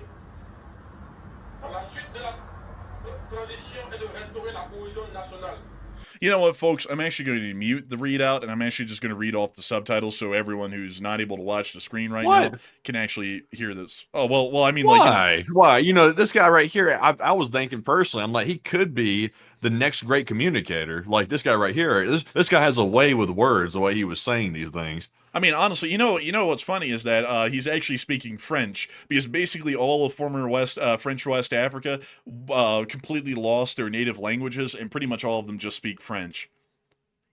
Interesting. Yeah. Honestly, I was being sarcastic. This guy cannot like public speak worth a damn. He's like, he's really winging it. This is his first time, folks. It's his first time with a coup. Give him a break. I mean, he's not like an experienced coup plotter or something like that. He's trying his best. Okay. Man, this guy's about to go, oh, I can't do it. And the short guy's going to pat him on the back and say, it's okay. We're all here for you. Man, but anyways, let me go ahead and read this out for all of y'all so that y'all can actually hear what he's saying. The activities of political parties are suspended until further notice. Land, sea, and air borders of Benin are closed until further notice. The seizure power at this moment translates the firm will of the military committee for the restructuring to the extrication of all social layers of our country without any distinction, for the continuation of the transition, and to restore national cohesion. The National Army will cease until further notice the full powers granted to the state of Benin. All the civil servants of Benin, all workers in our cities and countryside, wherever they may be, must continue to carry out their daily tasks normally with more faith and discipline. So basically, you know, it's rough. You know, it's got to be rough if they say carry out your daily duties with faith. It's like faith about what? Like it must be some pretty bad conditions, apparently. Man, apparently it must be, but I got to say it, folks. I don't know, I just got to say this, folks. I don't know why, whenever a coup happens in Africa, nobody can wear their equipment properly. Like, they never do. So they always come on air looking like a comedy routine. Like, they're supposed to be, like, a comedic representation of whatever the army is in that country. And they never come off seriously. I mean, if you looked at this guy right here with the strap all, like, stuck on the pistol grip of his AK and his helmet canted off to the side, and he's not even wearing a bulletproof vest. He's just wearing a vest with no plate in it. And then you look at this guy over here that has his helmet leaned so low on the front of his head, he can't even look out. His eyes are half obscured from the helmet. And he also appears to have 1960s era AK mags strapped to his vest. And then he's also wearing what appears to be yesteryear's camo. And then this guy here is wearing a modern helmet, but he has like rabbit ears or cat ears or something on his helmet. I can't even tell what the hell those are. And then he has why did they pick the goofiest guy to be the spokesperson? It's like, out of all these people here, it's like the dude in the red beret looks like he means business. Like, he may be, not exactly well put together with his clothing, but it looks like he means business. Also, the two goons on the left, they look like they could be maybe like pretty serious. They picked the goofiest one with like the canted helmet and everything like that to be the speaker. Also, by the way, those two fellows over there on the right, they must be camera shy. They're wearing shiesties. They don't want to be seen. Apparently, they either just robbed the joint or something, wearing a shiesty. I don't know what's going on with that. It's like, how come the other guys are showing their face and these guys are hiding their face? Meanwhile, this guy back here in the back, man, he's got the helmet so far over, it's about to fall off, and he's also trying to practice his 1,000-yard stare for the documentary he'll probably be in about a week or two. But, man, I always love it, man. They're always like, okay, everyone, we finally conducted a coup, which, by the way, folks, a coup takes a good amount of work to even get off the ground in the first place without being caught. So there has to be some smarts behind this sort of an attempt at the moment. And then they go, okay, let's take the dumbest guy in our group and let's have him declare that we're taking over. You, get up there to the microphone. Duh, we're taking over. Like, it's like, what the hell? It's like, why? It's like, why? Like, I'll have to be honest with y'all. The only coup that's ever looked like it was competent in all of Africa so far, when we've been covering the news, was the one that happened in Burkina Faso, because the Red Beret dude was the guy who announced that they took over the government. He was the guy who ended up planning the coup. And he was the only guy who ever came out who seemed like he actually had sense when he was declaring that he's overthrowing the government. These guys look like the Three Stooges. Are you talking about Ibrahim Traore, the new president that they have? President, you mean dictator? Yeah, that guy. Oh, I mean, yeah, dictator, obviously, definitely dictator. A warlord, more like it, because usually when there's a coup, they usually put the warlord there. I can almost guarantee you, though, that the fellow there that's doing the talking with the canted helmet that kind of looks like a clown, that would not be the guy that actually takes over. He may be the spokesperson temporarily, but one of those other fellows that look a lot more serious would probably tell him to maybe slide aside, probably, or something like that, because it's really survival of the fittest when it comes to this. Man, the news agency, when they walked in looking like that, they said, man, we weren't expecting special forces. And they didn't mean the Delta, like, force kind of special forces. They meant another kind. But anyways, moving on out of Benin, that's currently another war that's happening today, is the war against the Beninese government versus the rebels that are attempting to overthrow the government today. So that's another one that's happening. So right now we have about 4 brand new conflicts that have largely started today. So now it's time for us to move on to East Asia because, I told y'all that we weren't going to have any small stories tonight. I'm not even kidding. This is now the 5th largest story of the day that we have covered. All of them are about equally as large. The Japanese Self-Defense Forces, or the JSDF, has stated today that on Sunday, Chinese fighter jets directed fire control radars at Japanese military aircraft in 2 dangerous incidents near the Okinawa Islands. An account from Beijing denied the claim. According to the Japanese, these radar illuminations went beyond what is necessary for the safe flight of aircraft, according to Defense Minister Shinjiro Koizumi. And he stated that Japan has lodged protests with China over Saturday's regrettable incident. To explain the situation that happened in a little bit more detail, Japanese aircraft were attempting to conduct patrols around the area of the Senkaku Islands in Yonaguni from the area of Okinawa, which U.S. and Japanese forces are jointly based at. These aircraft then came under an active RWR warning inside of the aircraft due to Chinese radars being locked onto them. An interesting sort of a facet about modern air warfare is that every single aircraft in the skies these days, unless they're a 3rd generation aircraft, and even some of those had these systems on board, have what's called an RWR system. An RWR system allows for that aircraft to be able to pick up enemy radars that have either pinged the aircraft or are actively locking onto that aircraft. There's a significant difference in between the two, being pinged and actively locked onto. Active radars usually are turned on as a normal sort of a peacetime measure to be able to get a little bit of an idea, at least in this area of the world, of what's out there and what's going on for the actual pilots. But in wartime, turning on an active radar can be a bit of a death sentence, but in peacetime, it's fairly common. So a Japanese or a Chinese aircraft getting pinged by either one of their radars is a fairly normal thing. However, when the RWR starts giving you an alert that there is an active radar lock on your aircraft, that is a whole other story. At that moment, the Chinese aircraft actually has actively locked its radar. Instead of just pinging the general area to get an idea of what's out there, it has now selected your aircraft, and the radar is just saturating your aircraft with radar pulses, meaning that they're trying to get the best radar lock possible at that moment to be able to fire off some form of a radar-guided missile, whether it's active or semi-active, doesn't matter. So that sets an RWR in an American aircraft, which is what the Japanese use, like an F-15J, absolutely crazy. The RWR starts screaming at you, and it lets you know that there is an aircraft that is actively locked onto you, and it's about to fire off a missile. So this is as close as it gets, folks, just to also tell you all this, to China firing a missile at a Japanese aircraft. They are quite literally a trigger pull away on the joystick from firing something like a PL-5 or a PL-10 at that Japanese aircraft, and then having that Japanese aircraft having to conduct evasive maneuvers because a missile has been fired. So as far as escalatory actions, this is literally the last step in terms of an air conflict to the Chinese directly firing at a Japanese aircraft. So a fairly significant sort of an action, to say the least, and quite escalatory at that as well, considering that the aircraft, from what we understand, according to the Japanese Self-Defense Forces, were being actively locked while inside of Japanese airspace around the island of Okinawa, or at least around the Okinawa island chain. This has led a lot of people to talk about their thoughts and opinions on what the Chinese were trying to achieve by actively pinging and locking these Japanese aircraft around the Okinawa Islands. So, Matthew, what are people thinking about this, and what are you thinking about it as well? All right. So it looks like 60% of the audience said it's just a China scare tactic to get Japan basically to back off away from Taiwan, while 28% said this is going to turn into a hot war really quickly, and 6% said it's a nothing burger. So it's definitely not a nothing burger. I will disagree with the 6%.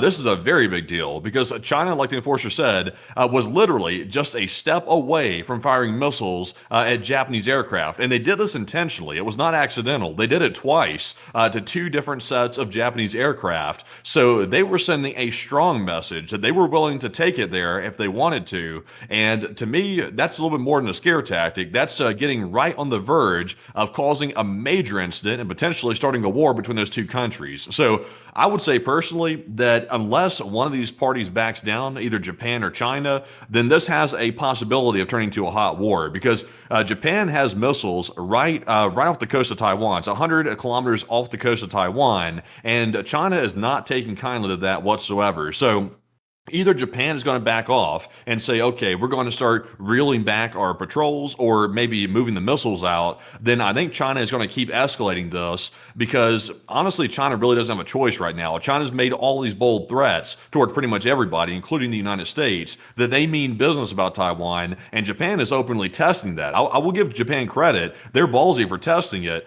but when they test it a little bit too far, it might turn into a hot war before China even invades Taiwan. So I'm actually with the 30%. It is possible. But Enforcer, what say you? I would have to say that there is a possibility that this could start to turn into a conflict. They are incredibly close to shooting down an aircraft out here. At least the Chinese are. This is insanely close, folks. I cannot even kid you how close that was. With an active radar lock like that, a Chinese pilot could fire off, and I actually got the missile designations incorrect earlier. They could fire off a PL-15, which is generally China's equivalent to an AIM-120, at a Japanese aircraft, and at that point, it's on. There's no way to cancel a missile being fired once it's fired, and an active radar lock, at least to fire a radar-guided missile like this, is needed to be able to try and hit a Japanese aircraft. So they were literally a trigger pull away from shooting or attempting to shoot down a Japanese aircraft. That is incredibly close. That's wildly close, as a matter of fact. And so for that reason, it's getting quite close to the fact that the Chinese could just slip a finger right on the trigger, pull the trigger, and fire off a missile right at one of those aircraft. That's how close the situation's getting. And if one of those Japanese aircraft are shot down, that will most likely start to lead to such high tensions within the region that a war may be inevitable at that point. Because at that point, constitutionally, the Japanese can actually declare a war of self-defense, because at that point, the Chinese were the ones to have taken an aggressive action against Japan that actually led to a loss of a military asset or a military member or a citizen of the country or any other form of asset that is directly controlled or operated by a company, enterprise, or the government of the state of Japan. So either way, they could declare a constitutional war of self-defense at that point, and war could be on. So it's a little bit of a crazy sort of a situation to see there, and I don't mean to play up everything into a big deal, but that is wildly close to actually being a shot fired at the Japanese. But moving on from that, we are going to be moving on out of East Asia, because the news just doesn't end tonight, folks. We are an hour and 45 minutes in. I hope y'all are still enjoying this so far, because we still have a lot more to go. We have everything in the Americas and everything in Europe to go. So if y'all thought that the news was over yet, it's not over yet. We still have lots to go, and once again, just nothing but major stories. So, moving us on into the Eastern Caribbean, folks, it's time for our old tried and true segment that's been going on for about 3 months now, really 3.5, which is the hunt for Captain Crack Sparrow and his band of 40 thieves. We were able to hear that today, significant GPS interference is now appearing everywhere south of Santo Domingo, in the Dominican Republic in the Caribbean. South of Santo Domingo is practically everything in the Eastern Caribbean. So right now it does appear that civilian aviation is running into GPS interference in these areas, which is giving us an idea that the United States is now conducting electronic warfare and jamming within this area, which is usually conducive of possible military actions happening soon. We have also now heard, in the middle of our show running, that there's now major power outages in several Venezuelan states, which are leading to blackouts. Blackouts are not entirely unheard of in modern Venezuela. They do happen, but considering that this is in several states, and they appear to be significant blackouts, at least from the initial reports we're getting, along with the electronic warfare interference and jamming that's happening in the area, it seems as though there is a possibility that there may be some military action being conducted right now. Don't want to give a guarantee on that. It's still unlikely, but there is a slighter chance, a higher chance now than there's ever been. Meanwhile, we also got to see earlier today on Flight Radar 24 that 2 U.S. Navy aircraft, Rhino 11 and Rhino 12, that appeared to be a pair of Super Hornets from VFA 87, the Golden Warriors, were running racetracks northeast of Curacao around 1710 Universal Time, part of Carrier Wing 8 of the USS Gerald R. Ford, somewhere to the north of this map. So it does appear that there is significant air operations still being conducted at this time by aircraft on board the USS Gerald R. Ford, and specifically that of VFA 87 near to the area of Curacao. This is also giving us a little bit more of an idea that the Gerald R. Ford, when it went underway, it wasn't leaving the area, it was just leaving the U.S. Virgin Islands to start getting involved in more direct actions, at least in the Eastern Caribbean, in the Venezuela campaign, which is what we can generally call this at the moment right now.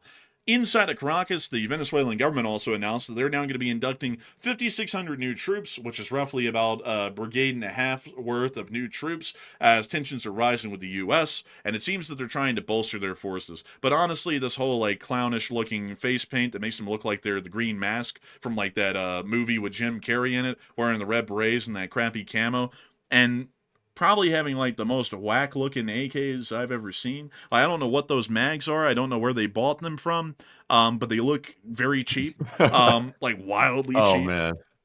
Rumor has it their marching song is "Peace forever, no war, peace, peace, peace forever." that's their marching cadence. Man, bro, they going around going, peace, peace, no war, peace, peace, no war. Except if it's our next door neighbor Guyana, then maybe war. But peace, peace. But beyond that, it's showing us that they are trying to get ready. I also got to say, folks, isn't that kind of a little odd that they were able to just scrounge up 5,600 new troops out of the blue? Like, how little training do these guys have? It has to be next to none, because this has been going on for such a short amount of time, like 3.5 months. The training here had to have lasted not a long amount of time. I mean, like 8 weeks or so. So, like, they made it through what would be military basic, but none of them have gone through any job training, which is added on to basic. After you graduate basic, there's always some form of job training that occurs in every branch in the military, which is basically basic training 2.0, but for your specific field in the military. So, man, I don't know how the hell... I think Maduro's picking up a few bad habits at this point right here from some folks out here, because when they said, how much training do you want these guys to get? And Maduro picked up a bad habit. He said 2 more weeks. Man, honestly, man. Oh, man, that was a pretty good one, honestly. But beyond that, a lot of people are talking about what's going on down here with the Venezuelans. A lot of people are talking and wondering about it. But you don't have to wonder much longer, folks, because the Russians weighed in, Our great friend, the country we're supposed to respect, the country that really has America's back. They have stated today, through the Russian Deputy Foreign Minister, Sergei Ryabkov, once again, notice how Sergei Lavrov is no longer the one making any of these statements, by the way, that Russia urges the United States to refrain from sliding toward a conflict with Venezuela. Moscow stands with Caracas shoulder to shoulder.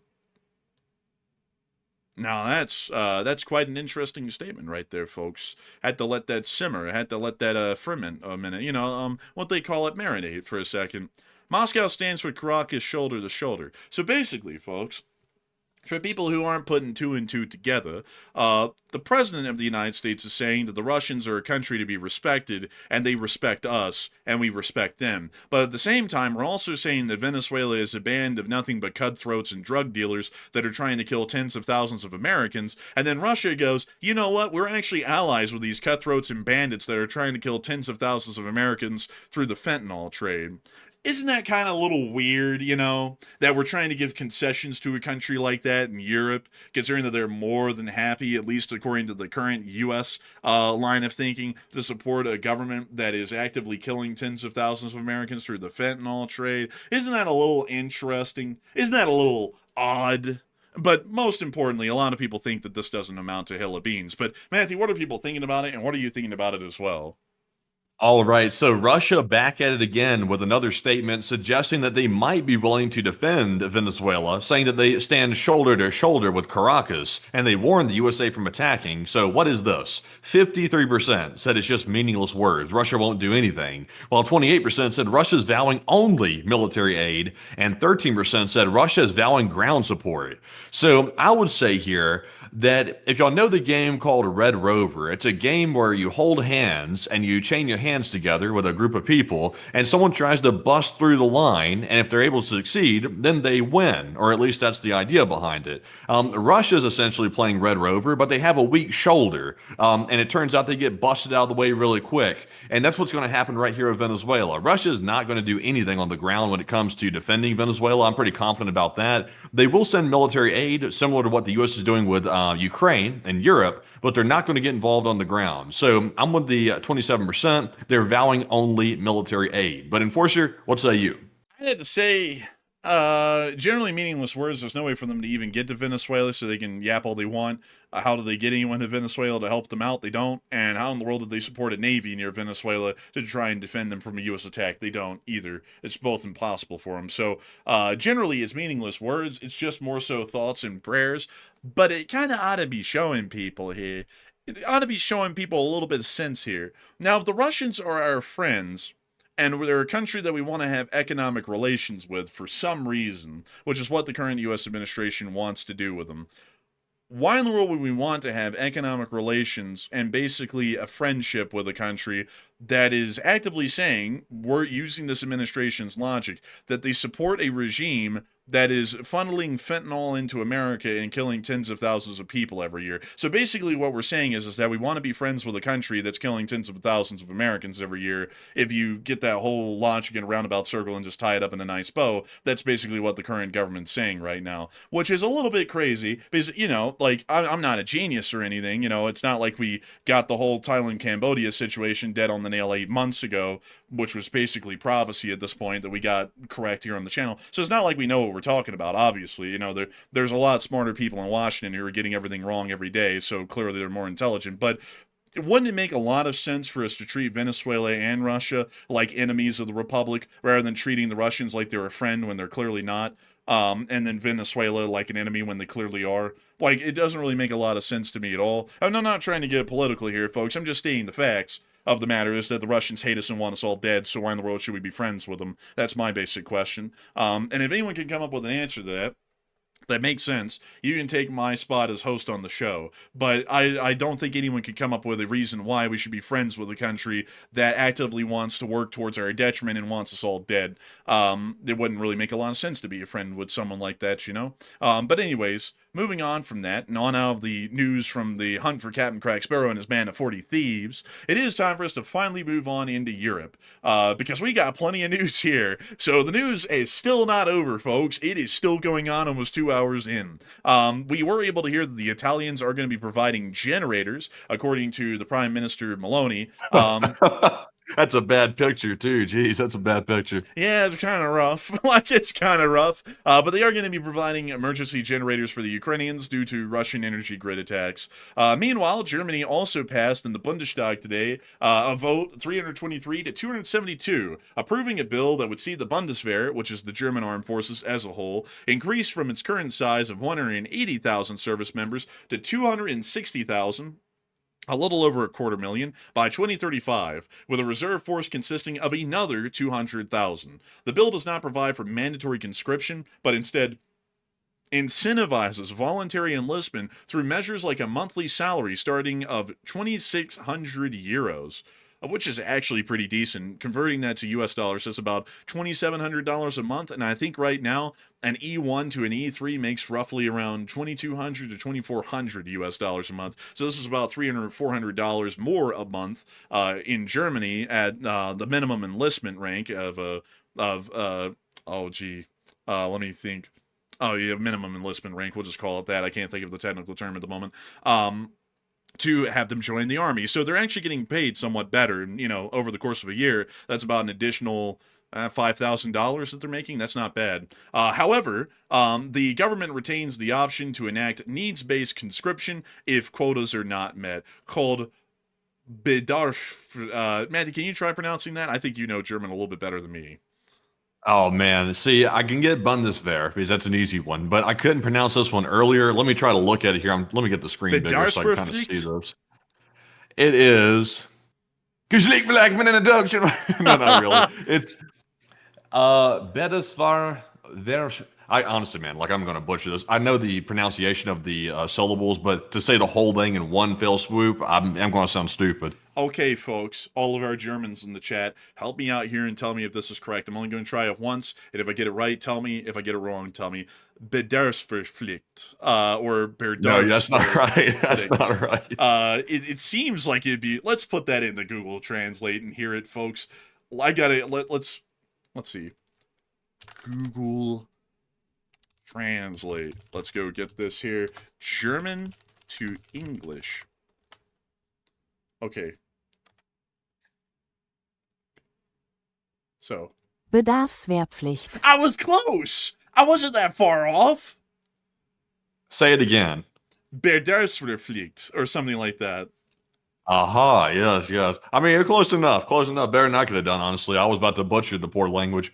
I got to tell y'all, folks, German is a very interesting language to me. Honestly, all North European languages, honestly, all European languages are wildly interesting, but the Northern European ones are just insanely interesting to me because of words like these. But anyways, with that, also someone said close but not perfect. Hey, look, I'm not a native German. I've never even spoken German at all. I never even took a German class. So the fact that it's even close was a miracle, to be entirely honest with y'all. Y'all ought to hear how I say... You gotta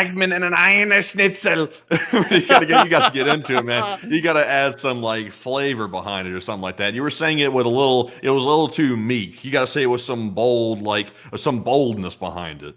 And also, someone said, you'll worry about the word, but the island of Curacao didn't matter. I don't give a damn about Curacao. Like, it's a small island country that has really no strategic significance, to be entirely honest. So if we get them wrong from time to time, that's okay. Like, I'm just going to be entirely flat out with that. That's fine to get them wrong from time to time. But that one is such a crazy one.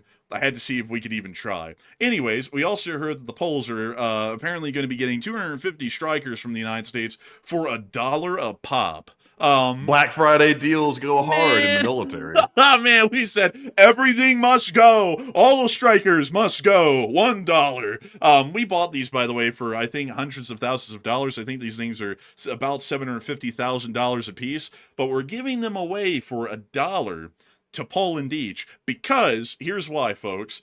Because military vehicles have no practical application or value outside of a military force. So they're basically worthless. So we're practically giving them away. And it makes you think, folks, all that equipment that we were giving to Ukraine for the past 3 years was pretty much in the same category of useless equipment that had no value out of the military. So there's basically no one to buy it. So we were giving them to the Ukrainians instead of the Poles, and we were only short at the end of the transaction by about $250 for 250 strikers. So when you put it that way, shipping.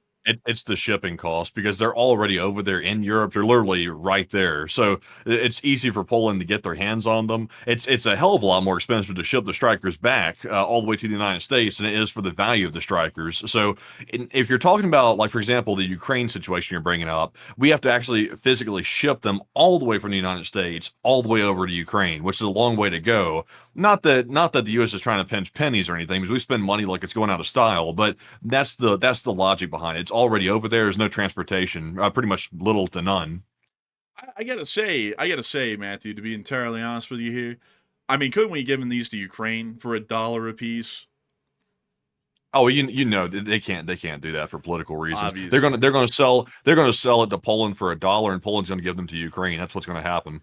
That's honestly what the Poles ought to do. Like, that's what they should do, is just give all of these to Ukraine, so that way Ukraine has 250 new strikers to work with. But anyways, with that, folks, we are going to be moving on from that news, because I do have to circle you all back to the Middle East for just a brief moment. Hamas is now giving out demands to the Israelis. According to Hamas's chief negotiator, Khalil al-Hayya, like karate, he announced Saturday the group would hand over its weapons to a Palestinian authority if Israel ends claims its military occupation of Gaza. So they've completely ripped up the treaty because they're supposed to hand over their weapons while the Israelis were at the yellow line, and they are right now. And now they're saying that they're not going to give them out until the Israelis leave. Would you believe it? A terrorist group going back on their word. Who would have thunk that? Like, I could have never seen that coming, folks. You know, because when the U.S. came in and made that treaty, we were the best at making them. We're the greatest at peace treaties. And obviously, because our great leader is so great, I mean, every peace treaty ought to just work well. I mean, obviously, although terrorists never held up their word historically ever, I mean, this time, just because our leader is so great, they would. And then they didn't. You know, it kind of goes to show you that, you know, political bluster doesn't really account for much when you're dealing with people with predictable track records like terrorists. Terrorists are never going to hold up their word. So now the Israelis are just going to have to go back in and crush these people because they've now broken the treaty and the whole thing's done. So in one day, folks, not only did the Thailand Cambodia war come back, so, you know, -1 war that was an eternal peace, but basically Hamas has completely refuted all of the agreements that they made in the ceasefire and peace deal. So they also are ripping up their peace agreement, and they're basically going to be going back to war with the Israelis. So who'd have thunk? Who'd have thunk that? That's what happens when you build your foreign policy on like a house of cards. It literally was a house of cards. They were putting 1 card, 2 card. They were building an unstable foundation. They kept building it up, and then the whole damn thing, the one little feather on the top, took the whole house down. I mean, it's honestly, like, I will say, even though we knew this was going to happen, it is unfortunate to see it because it's literally a disaster on multiple different fronts. But it was predictable. But it's unfortunate to see it because it did happen, like we said. Yeah, like, I gotta say, folks, it's funny for our detractors to say that we have no clue what we're talking about on this channel, and then everything that we say ends up being correct in time, like in a couple of months, because this was another thing that we said, well, obviously this peace deal isn't going to work because it's a peace deal with a terrorist organization, so that's obviously not going to work. And also, it's not going to work because the Israelis still want to kill them, so it's just not going to work on two ends. And guess what? The Israelis have kept bombing them, and Hamas has completely backed out of their end of the deal. So it completely failed on both ends like we said it would. Like, it's not,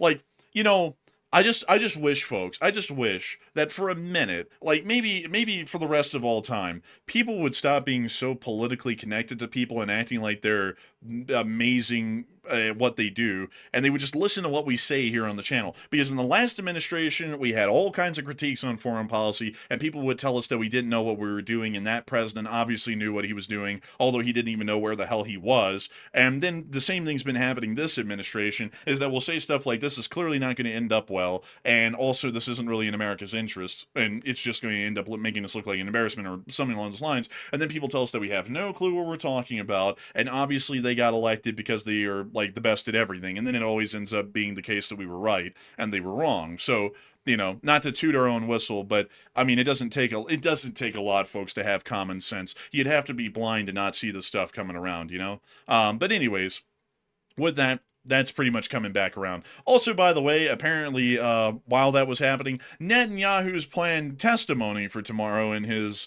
corruption case has been canceled after an urgent meeting was scheduled.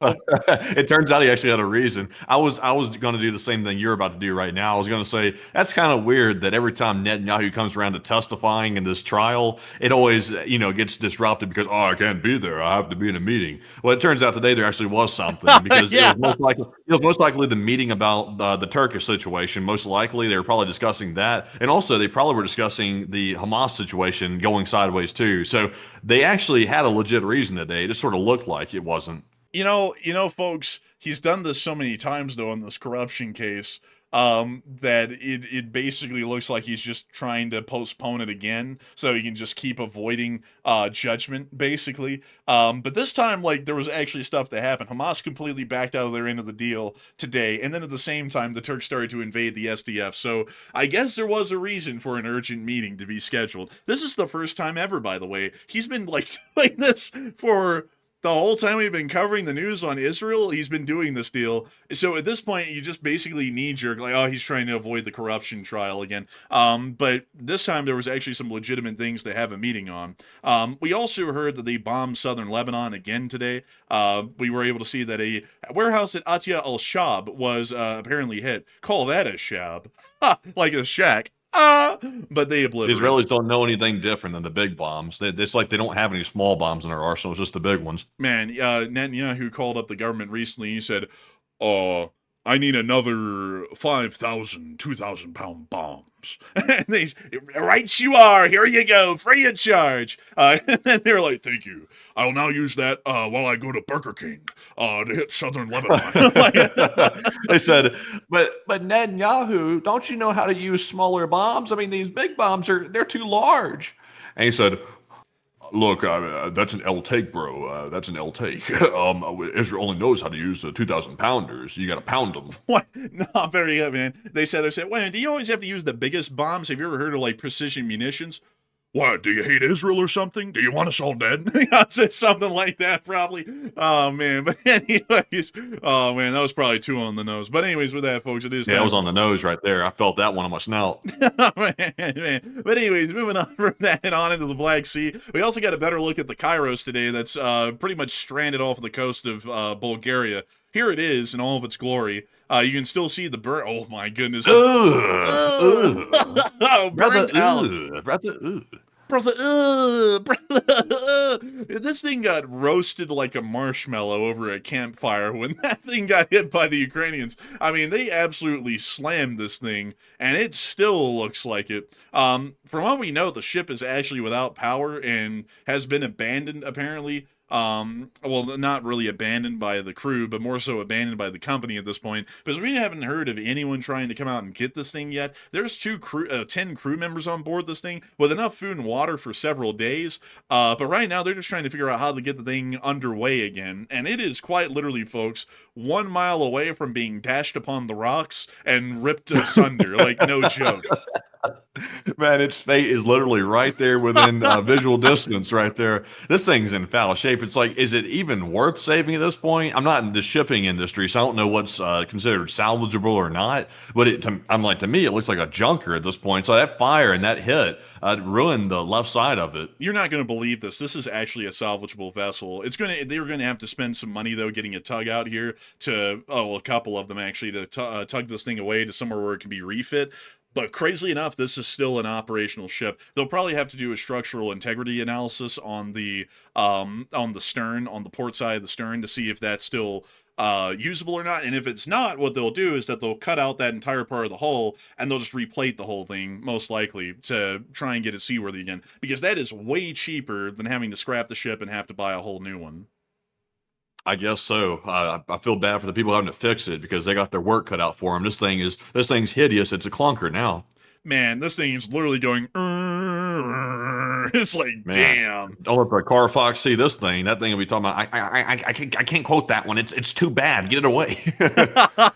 Man, dude, the people at the insurance companies in London, like Lois, are gonna be like, "Oh yes, please have a seat. Show us the pictures of the good lord." Like looking at the pictures of that thing. Right heavens! Oh, great heavens, man! They're gonna be freaking out when they see how bad off this thing is. Oh my god! But also, I see some people saying it's anchored. They better pray to God that anchor chain does not snap, because I don't think they have a backup anchor anymore.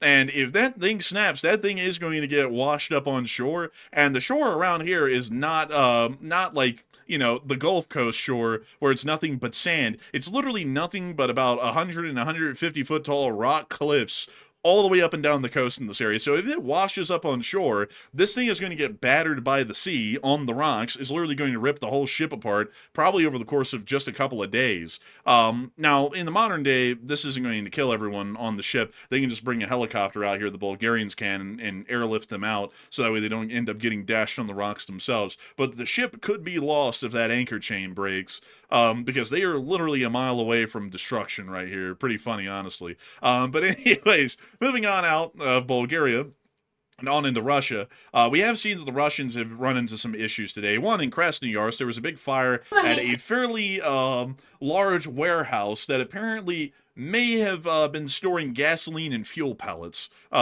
So there it is. And if you want to see some more, here's another picture of it. And here's another picture of it. It actually burned down this whole warehouse. Additionally, we also saw that the Russians are working hard on trying to continue to bomb the Ukrainians and maybe even eventually the Europeans because they were working on getting those guided munitions today. Let's watch the OSHA inspection of the Russian bomb factories, folks. I wonder if OSHA would say that this is safe. Let's give it a look. Oh my God. Oh no. Oh, and there he rocked the whole building. So inside of these wooden cradles, folks, are legit Fab 500s. They're 1,000-pound bombs in each of these wooden crates.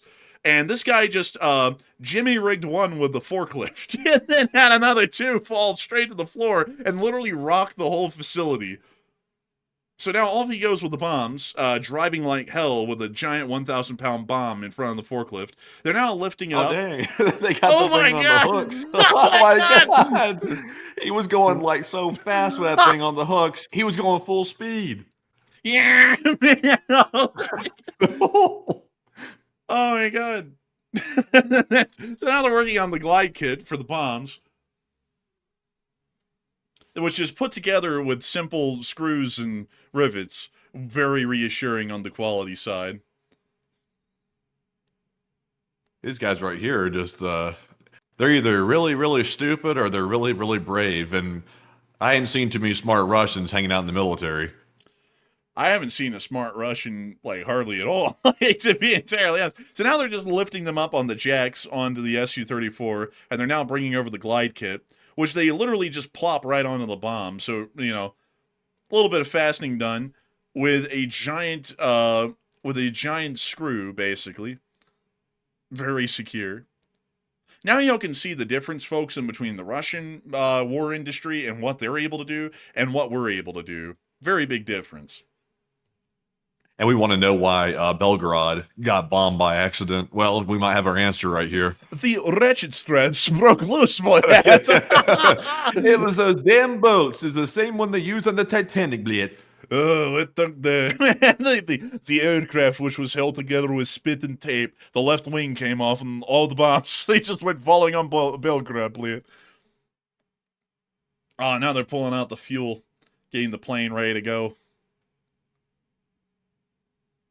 You see, folks, you just can't say that Russia's on the same level that we are when they take a forklift and manhandle a bomb with the forklift and then have three others slam into the floor in their wooden crates. That's not American. Like, that's just not how we do things.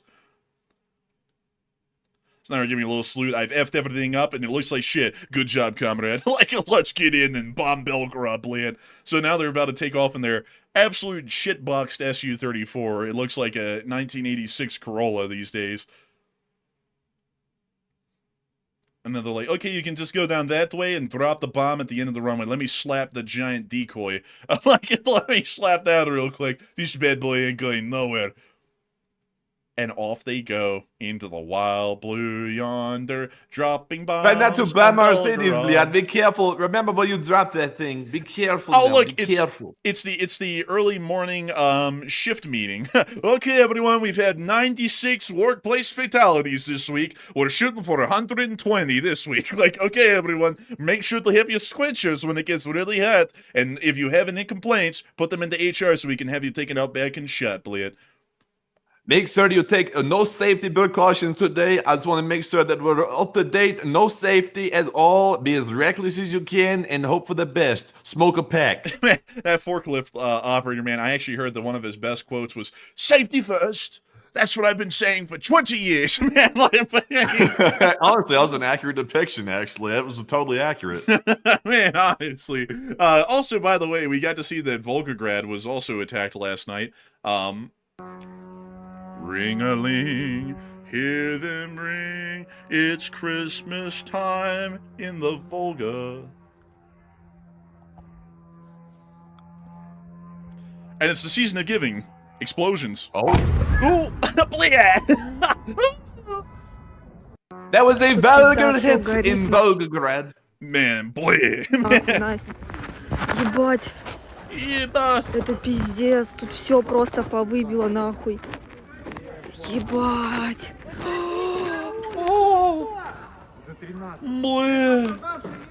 There's like literally no damage over there. What's she looking at? But anyways, moving on from that clip and on into the next one. Outside of Volgograd, we also get to see at Rostov-na-Donu that there was a pretty significant blackout overnight.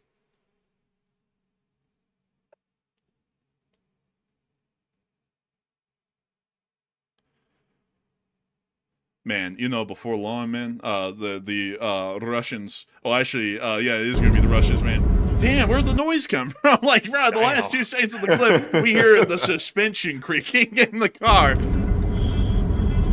and also the sound. It's a blackout. They don't have any power here. It's a shame they don't have any power in Rostov. But I guess you can call Don. He'll come fix it. Also, there's another ongoing drone attack in the region right now, so we'll expect more damage reports by tomorrow.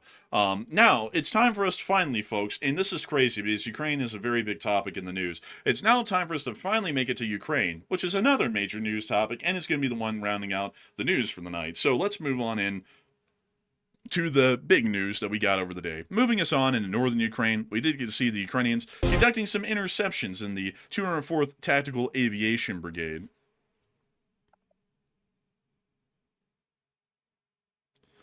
And look at them go. There they are firing off their missiles. We're not really sure what type. Most likely R-73s or R-60Ms.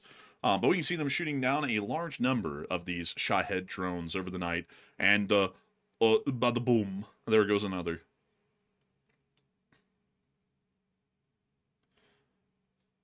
Very impressive stuff by the 204th Tactical Aviation Brigade. Moving on from that, it's time for us to move on into our location unknowns. Yippee! We got to see that the Russians are still sending donkeys to the front. Man, blood sounded like, let's see, Barney Rubble on here. Man, it's like, but anyways.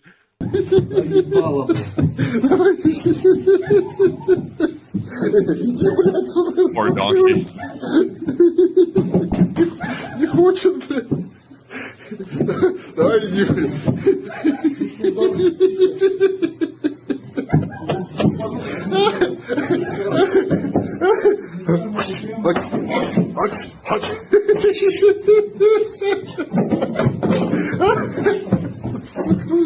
Honestly, man, poor donkey. Like, I feel bad for the animals, honestly, because you know these Russians aren't treating them right. Because the Russians don't even treat people right. Like, they treat humans like crap. So I can only imagine how they treat the animals. But honestly, that donkey's probably got more intelligence than both these goons combined. Yeah, honestly, it's got enough intelligence not to want to get out of this truck. I mean, it's got that much at least. I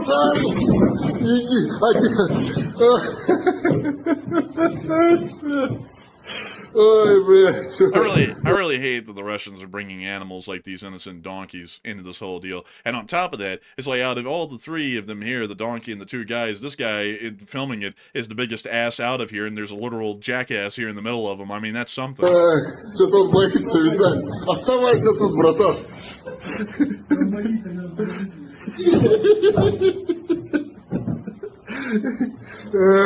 А черный смелый, блядь.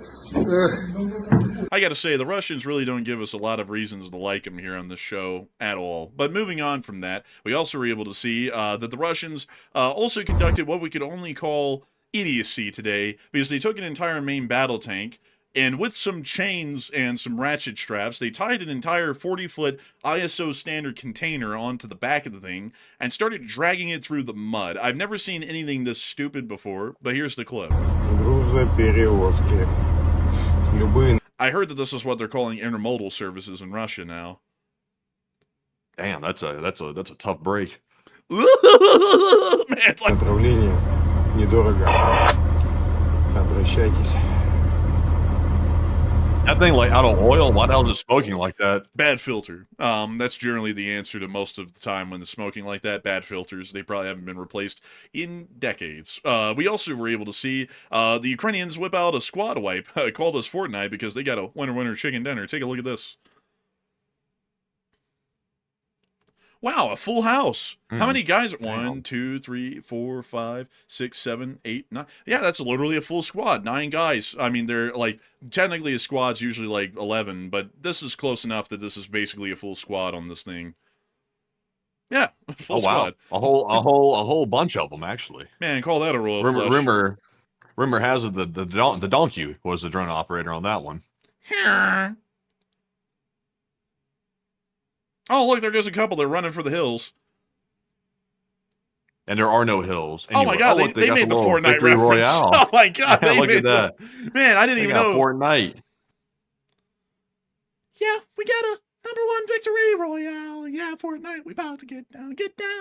But anyways, it seems as though it was a good day for the Ukrainians, at least in that one particular instance. And gotta be honest with you, folks, quite impressive stuff by the Ukrainians. But moving on from that, we also were able to see the casualty report.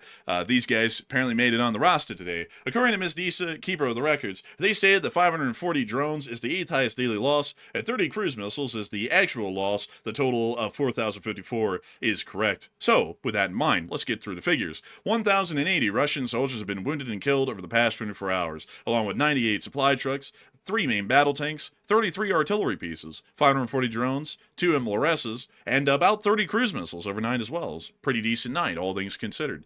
Moving on from that and on into the front lines, we didn't get a huge amount of footage from the front lines today, but near to the area of the Pechenihi Dam, we were able to see the Russians were attempting to hit the dam and try and flood the area. In this clip here, you can actually see one of the initial strikes by one of the Russian drones. And then in this next clip here, we were actually able to see the close-up of the damage that was caused. Apparently, the dam structure has been damaged, but it does not appear that the dam has been breached or will be breached as a result of these impacts.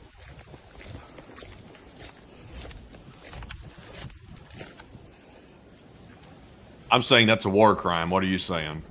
Oh, yeah, definitely. The Russians are trying to say this is one of the main connector roads from Kharkiv to Volchansk, and that's why they hit it. But this is a war crime in my view. Kharkiv to Volchansk is what they say. That's what they say. Kharkiv to Volchansk. Well, no. There's another paved road right there. What the hell are they talking about? They just tried to hit this thing to flood the area. That's basically all it was. Yeah, because there's another one up here. The Starry Saltiv Dam. So yeah, that doesn't stand up to scrutiny there because there's at least one road just south of the dam and another one further north that are the vital roads to Vovchansk. So yeah, they were just trying to hit the dam to breach it and cause a flood, basically. So basically what they did down at the area of the Novakakovka Dam way back in 2023. Moving on from that, though, we will be moving on out of that news and on down and into the area of Pokrovsk, where we were able to see the Russians spotting a drone. This is filmed by the Russians, by the way.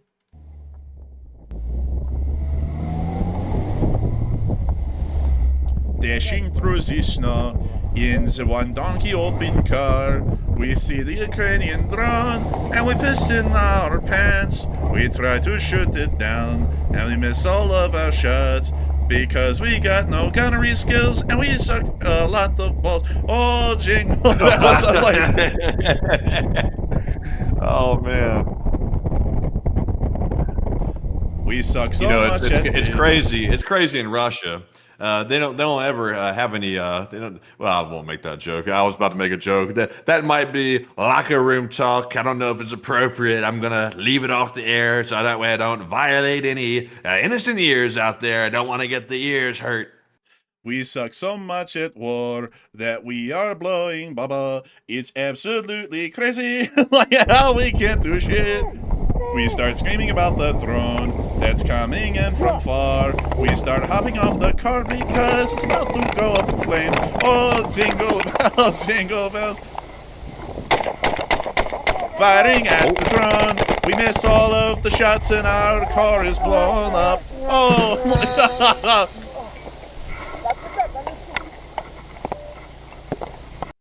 man, I gotta say, what a nice clip. Sadly, we just didn't get a lot from the front today, folks. I'm very sorry about that. I looked for as much as we could. I knew that we were already going to be overtime, but we always like to get as much combat footage as possible to show off what the Ukrainian soldiers on the front are doing.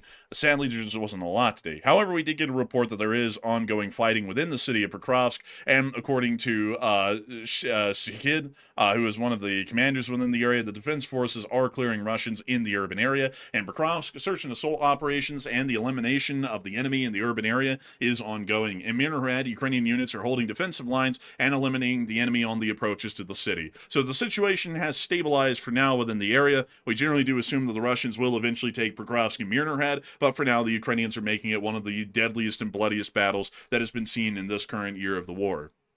But moving on from that, it's now time for us to move on up to Kyiv to cover the speech of the president of Ukraine, President Volodymyr Zelensky. And I got to say, folks, this is crazy. We've been covering news for 2 hours and 30 minutes. That honestly is a telltale sign of how much went on today, that it took 2.5 hours to get to the speech from Zelensky. Usually it takes like 2 these days. But without further ado, it's time for us to see Zelensky give a speech in the back rooms. So, speech!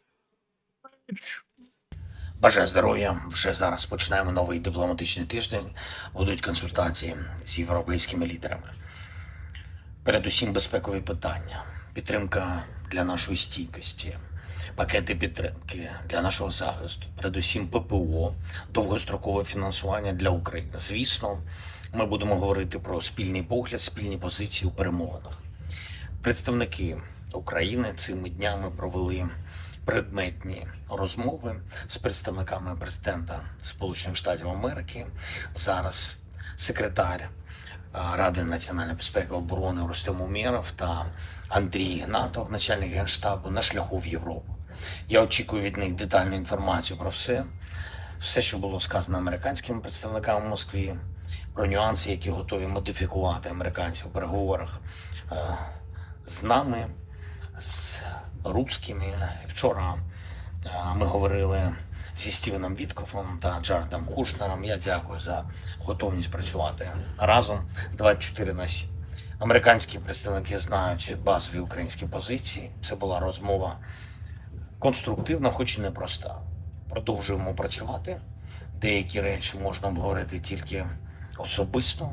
Умєров, Гнатов доповідатимуть мені. Також я буду говорити з лідерами Європи. У нас заплановані зустрічі в Лондоні, а також в Брюсселі.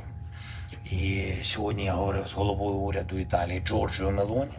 Також дуже предметно я розраховую, що Італія буде з Україною надалі на шляху до миру. Ми з Джорджіо сьогодні встигли обговорити багато перспектив, багато різних варіантів. Постійно на зв'язку також з Британією, Францією, Німеччиною, на зв'язку з Єврокомісією, на зв'язку з Генсеком НАТО і з іншими нашими партнерами. Дякую всім за підтримку. Україна заслуговує на достойний мир. І залежить, чи буде мир саме від Росії, від спільного нашого тиску на Росію, від правильних переговорних позицій Сполучених Штатів Америки, Європи, всіх інших наших партнерів. Росія повинна відповідати за те, що робить, за щоденні удари, за постійний терор проти наших людей, загалом за цю війну. Ще кілька речей. Не забуваємо про внутрішні справи. Не забуваємо про внутрішню нашу трансформацію, щоб позиції України були сильними. В п'ятницю на Ставці я затвердив надзвичайно важливе рішення, передусім для бойових бригад на фронті, про розподіл особового складу, про людей, які поповнюють бригади, та про розширення підготовки новобранців безпосередньо в самих бригадах. Я дуже розраховую, що за наступний тиждень будуть всі кроки зроблені, які так потрібні, щоб цей порядок розподілу людей запрацював. Реально запрацював максимально швидко. Будуть і інші рішення, які посилюють нашу армію. Також сьогодні хочу особливо подякувати всім нашим українським громадам, які не забувають, що головне – це захист проти окупанта і допомога нашій державі. Усіх, абсолютно в усіх процесах. Сьогодні в Україні День місцевого самоврядування. Дякую кожній активній громаді, дякую всім мерам міста, очільникам громад, які справді зі своїми громадами, справді зі своїми людьми, справді з Україною. Сотні наших громад пліч-опліч, і це додає сили всій державі, всім нашим позиціям на фронті та в дипломатії. Дякую вам. Слава Україні! Rom Slava. And with that, folks, that is the end of the speech from the President of Ukraine, Volodymyr Zelensky, here on this very day, 1383 of the world news, and most importantly, the war in Ukraine, because that's the very day one of our news coverage was the first day of the war in Ukraine. And so with that, folks, it's time for us to move on into our second segment of the stream, which tonight, folks, usually we make our fundraiser streams about 2.5 hours, but due to the fundraiser doing so damn well, we raised $6,072 tonight for Razom for Ukraine. And not only that, we have also seen that we have covered the news for the entire time that we would usually run a stream, including the question segment. We're actually going to spend another 30 minutes on air tonight, making sure to answer questions, because we don't want to leave everyone hanging with just the news and not getting to talk to y'all, because talking to y'all is one of the funnest parts of the show. And so with that, folks, we are, of course, going to be moving on into that second segment. But before we do want to make sure to give another shout out to all of the top donors that we haven't been able to call out yet in between the last segment and this one, and then we're going to be getting to all of the super chats and live chats that have been thrown in. So what do we got, Matthew? All right, so jumping into our remaining top donors of the night, we did see a $640 donation from ARP Bob, and that came in under the anonymous handle, and he did not intend to do that, by the way. I think it was accidentally selected by default, but a huge shout to ARP Bob for throwing in that 640 combined right there, and that's extremely generous. Actually, one of the largest ones of the night, and a huge shout out to ARP Bob. Also, by the way, a huge shout out to Chef Danny B for throwing in a 50 as well, and Axel K for also throwing in a 50. So a huge shout out to all three of y'all. And Enforcer, what say you? I gotta give a massive shout out to each and every one of y'all, all the people we were able to call out in between the last segment and this one, and all the people we weren't able to call out, because each and every one of y'all has done absolutely amazing and incredible work. And I gotta say, it's a wonderful and amazing thing to know that the Lee Spring Army banded together and raised pretty much what was about 2.5 times the amount of the original fundraiser goal tonight. Absolutely incredible. So I gotta say, a massive thanks to all of y'all so much once again. And with that, folks, it's time for us to get on into the question segment. Matthew, what do we got? All right, so we have 3 remaining super chats to get to, and then we're jumping into all of our live chat questions tonight, because of course that is the speciality of the Sunday night fundraiser stream, is the live chat questions. But tonight, though, a big shout to our super chatters. We did have a $10 super chat from Brian Underhill, and thank you very much, Brian, for supporting the channel even on the Sunday night. And we also had a 2 from Bruce Lee, who said, breaking news, LSA. Breaking news! Breaking news! And I gotta thank you massively for the support and helping this channel to keep running. Because folks like you make this thing possible, help us to keep this thing running, and make it a reality. And so I gotta say a huge thanks to you once again. I hope that does address that for each and every one of you. And with that, we're on to the live chats. What do we got, Matthew? And we also had a $2 super chat from Bruce Lee. He said, Thai fighters at it again. Get it? Because it's Thailand and they're Thai fighters. Get it, folks? Oh, man, absolutely knocking that one out of the park right there. I got to thank you for that one. I really do appreciate the good dad jokes. I think they're great, and I think that that's what a real mark of comedy is. And so a humongous thanks to you for the support and also throwing in a good joke there. We always love a good one. And with that, it's now time for us to get on to the next one. All right, so now jumping into our live chat questions, let's grab our Morse code decoders first. Tonight we had Paul Schultz, Kevin J, Mason Miami, Joni Dog, Norm Pritchett, Arabelle Garbo, Her Royal Fluffiness, Kush Cobra, Turk Siren, Brian Blairstown. They said the Morse says, I gotta say that it is something else that we keep seeing what's going on right now. LLT LSA. And that's the sound of money, and apparently my new Morse code message wasn't put in tonight, although I swore that I put it in. I guess I got distracted. We were trying to hash out a lot before the show on what we were saying and what we were doing tonight, because there was a lot to cover. But y'all still got it dead on the nail. That is the Morse code message of last night, and y'all got it correct again tonight. Truly incredible work right there, folks. Truly incredible. And I got to give you a massive shout out and a big thanks to you once again, because if it wasn't for the amazing Lee Spring Army Signal Corps, we'd never know what that Morse code message says, even if it isn't replaced for a night or two. But a big thanks to y'all once again. I hope that does address that well, I tell you. I hope it addresses it well. I gotta tell you, folks, moving on into this question segment here, we haven't seen viewership like this in a minute, folks. I was just looking at it here, and I had to say this because I have to thank all of y'all here really quickly once again. We have 15.1 thousand live viewers tonight at the peak, and over the course of the stream, 133,000 people have watched the show. That's a lot of people, like a huge amount of people, and we got to say that we're always honored to know that so many people are always finding this channel to be of top-notch quality. And we also are very happy to know that a lot of people pay attention to this channel when we're breaking real breaking news, because it is happening basically every day these days. So with that, I hope that gives you all your thanks and your appreciations, because we thank you for it. And with that, Matthew, get us on in those questions. What do we got? All right, so let's get into some live chat questions. Our first one here is going to go to Pierre. And Pierre says, with everything that happens right now, I'm not sure that we can escape World War III. And what are y'all's thoughts?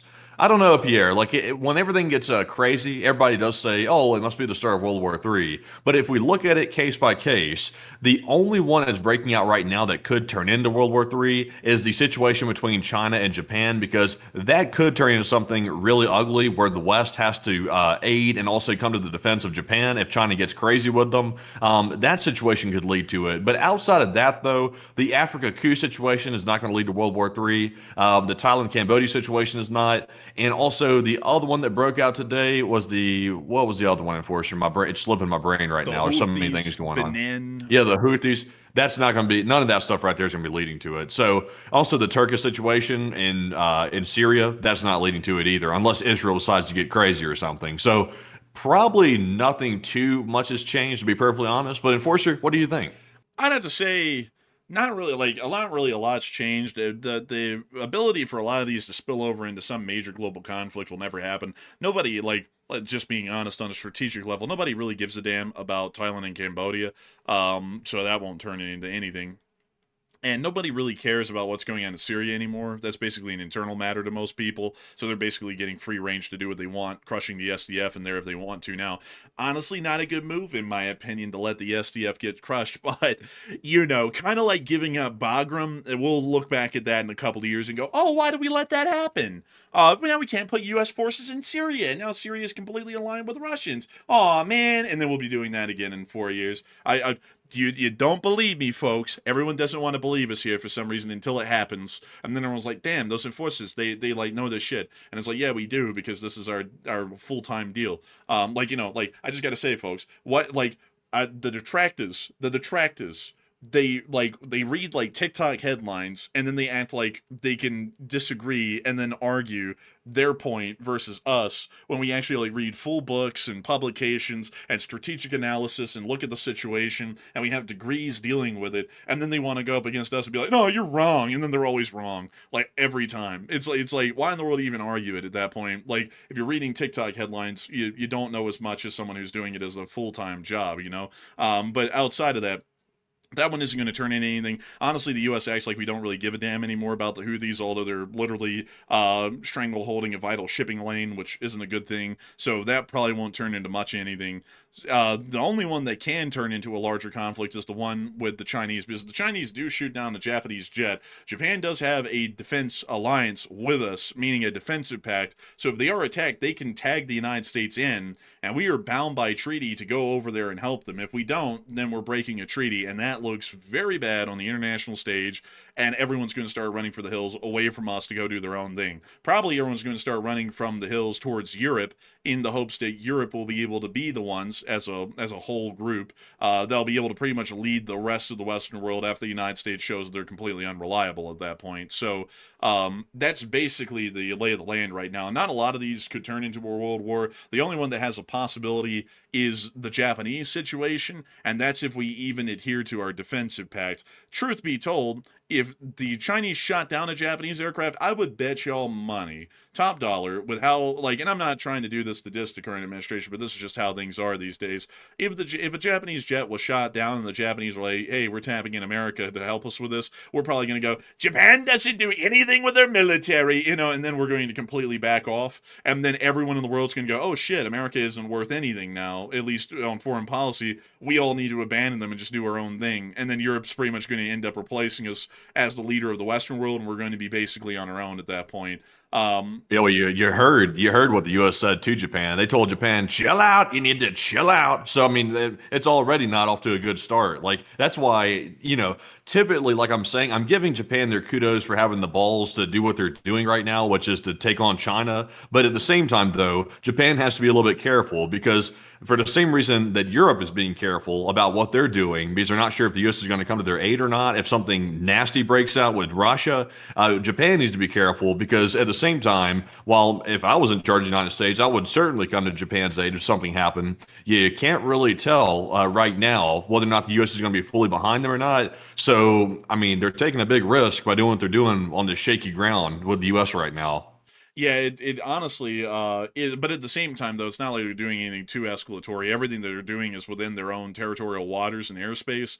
It's China that sent the Chinese Coast Guard right into the middle of the Senkaku Islands the other day and violated Japan's waters for a day, an entire day. And then when Japan sets up their own air defense system on their own island, which they can do, then they say that that's escalatory towards the Chinese. And then the Chinese will lock a radar onto a Japanese aircraft today flying along the Okinawa island chain. And then we still act like the Japanese are escalatory. There's nothing that Japan is doing right now that is escalatory at all. The Chinese are the only one doing anything escalatory. Because the Japanese talked in Parliament about a hypothetical scenario that if Taiwan was invaded, they might get involved in defending them. So then China said, we ought to cut the head off of Japan's prime minister and drag her dead body through the streets, and we also ought to do that to the rest of the Japanese government. I mean, if anything, China was clearly the one that was escalatory first, because Japan didn't threaten to kill Xi or anyone important in the Chinese government. It was the Chinese that threatened to kill the literal prime minister of Japan on the outset before really anything escalatory happened. So I would say that that's more so the case than Japan being escalatory, because what's escalatory about doing something within your own sovereign waters and airspace? Yeah, I would say so. But you got to remember, though, that according to the current definition, anything that pisses off a U.S. adversary right now that a foreign country does to piss off a foreign adversary is considered escalatory. It's always the fault of the ally under the current thinking or rationale. So while I get what you're saying, if you ask the leadership right now, they would probably say that flying their own aircraft through the Okinawa Islands, which are Japan's property, is escalatory. That's probably what they would say. And that's why they don't know what they're talking about.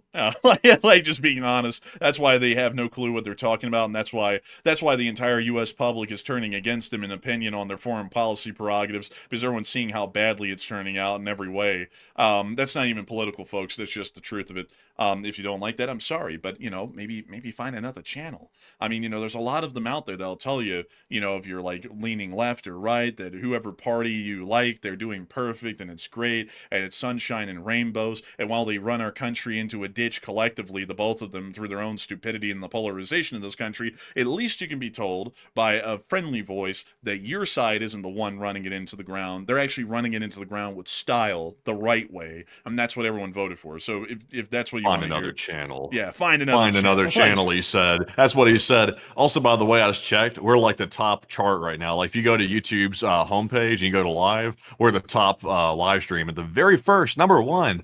I always told you we were never second. We're number one. I said, look at the numbers. I'm for real. It happens quite often. It's nothing new. It's nothing new. It's something that happens so often you get sick of it being number one. I said, bump it down at least five. At least five. We can't be number one all the time. Make room. Make room. So how do you rank them largest to smallest? Like I'm wanting to know now. Go to the YouTube homepage and then click on live up there at the top taskbar. I did, and I'm getting a whole bunch of them. But they're a lot smaller. I'll show you. I'll take a screenshot and I'll show you. It's showing number one on mine. Let's see here. Surely it's not unique to my screen. There we go. Well, I found us, but like it's not like number one. Like we just are like there, but everyone else is also above us as well. Like with like 1.1 thousand watching or 1.5. What? Oh my god. Oh my god. So wait, get off this page first of all, so that way nobody knows who I'm talking about, or at least they can just there can be some ambiguity. But folks, like the one thing you'll never, we're all gonna die. You'll never see any of our titles. Like sometimes I will admit, sometimes our titles are a little bit out there. Sometimes we try to reel that back. Occasionally we get a little bit out there, but you will never see our title ever say the nuclear bombers are flying. They're flying right now. You'll never see that. We can assure you that's a commitment we'll make. We will never put the nuclear bombers are flying in our title ever. Yeah, honestly, man, I didn't know who you were about to mention until I clicked off of it, and I was like, oh, I was like, oh yeah, we're all going to die again for the 9,000th day in a row. It is happening tonight, by the way, not tomorrow or next week. It's tonight. I'm like, anyway, anyways, yeah, that's a fairly reoccurring thing, but apparently we're number one on YouTube right now for live streams, at least in America, I think, which is kind of crazy, folks, that we're the number one show. But, if you want to find yourself an echo chamber or an echo chamber, you could, of course, you could go find another channel, but I don't know, you might not be in the LSA, with the rest of the gang here, because we got 10,000 people here, and the show's been on air for almost 3 hours now. It's not even close to being as big as it was. Who else did they got? I mean, it's not like we got a lot of like competitors or something. I mean, it's kind of like they don't have a choice. They have to get the news from us. They have no choice. They have to get it from us. I said they're turning off the cameras, but we don't even show our face. There's no concerns at all about turning off cameras. Turn them off if you want. Shut them off. Flip them off. You do it. Not flip them off. Turn them off. That's right. That's right. But also, by the way, I see Ms. Diesel said you were first on my account. We were first on mine too. So I'm not sure what's up with the Enforcers page. It's not showing us first. We're at the very top on my screen and on my second account over here. I gotta be honest with you. It's great to know that we're number one. It's wonderful to know. People sit there and they go, Enforcer, what is your secret? How are you always number one? And I always say it's because we're the greatest and the latest. People call us up, folks. They throw in super chats. They pay us. And they say, sir, you're the greatest show I've ever watched. And what I say back to them is, obviously, why the hell would you even say that? It's already known that we're the greatest. No reason to say anything better. That's why we're going to be putting a 1,000% tariff on living. It's going to be very fun. We're going to make so much money. And also, another thing that I'd like to say is that there is a whole bunch of stuff going on out there with Thailand and Cambodia. And I gotta be honest with you, those two names are really fun to say. Thailand and Cambodia. Really funny. Hey, just think this. What is the most arrogant thing you could possibly say? Think of one. I'm going to go ahead and hit mine right now. Here's my attempt at the most arrogant statement ever. I'm going to have to apologize, everybody, for watching the channel right now, because we are number one. I want to apologize for being number one so often, because I know it gets tiring for people to see us being number one, but it's something that we all have to accept. It's just the Enforcer channel is number one, and it is the way it is. Tell us what you're thinking. What the hell are you thinking in your tiny little brain? Go ahead and hit us. It's the greatest channel that's ever existed. Nothing is even better. A lot of people have said you're like Walter Cronkite, and the truth is that those people are fake news, because I'm better than Walter, I'm better than the Founding Fathers, and I'm better than anyone else in history. I'm truly the greatest. I am the smartest, I'm the wisest, I'm the best at business. Forget all the bankruptcies. I also pick the best people, although I fire them about every 6 months and replace them with someone else and then shit on them. And I've also got to say that obviously we're the best, because who in the world could ever say that we don't have success? We have a great deal of success, and the Lead Spring Army, it wins so much they get tired of winning. They say, sir, please, raise the fundraiser goal. We don't want to keep hitting fundraiser goals. And I say, shut your damn mouth. We're going to keep them low so that way we can keep slamming them, because there's nothing better than a big victory, and we're going to win them bigly. We're going to win them comfortably. Enough. That's enough from you, Piggy. Be quiet. That's Quiet, enough. Piggy. You said enough. You've shared your little thoughts out here, and they said, sir, what the hell are these thoughts, sir? They said these thoughts are so far out there. They said it's like something that they didn't even think of in the shredders. They said, throw it away, sir. Put it in the can. Pan it, sir. That's what they said, sir. Sir. That's what they said. Oh my God, I just can't handle it no more. Oh my God. You see, folks, here's the trick to being the art of the negotiator. You completely forget what people are arguing about. So if they say, that plate is mine, you say, shut that all up, you stupid bitches. All of you are wrong. Let's forget the plate. And let's talk about loving each other. Go on, kiss, as in the words of Mike Tyson. Now kiss. And then they kiss, and then they kill each other later, and then we go, what happened? Why did they do that? And it's because we never resolved who actually owns the plate. It's a very sad fact of life that we don't do that, but at least it's better than the prior administration. Go ahead and hit him, Joe. Sleepy Joe. Well, Lord, you gotta understand. You gotta understand. If you have two countries, it's like it's like two Corinthians. He wouldn't sound like that if he took his vitamins and minerals. He wouldn't sound like that. He forgot to take his vitamin D. Make sure you keep up on your vitamin D. I mean, it's something that you have to remember. Vitamin D it wards off Alzheimer's. They say allegedly. I don't know.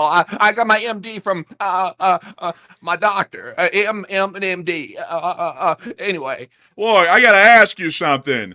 You sit there and say you gotta take the vitamin D. Well, I understand that the current president was taking some of it somewhere, and it doesn't help him at all.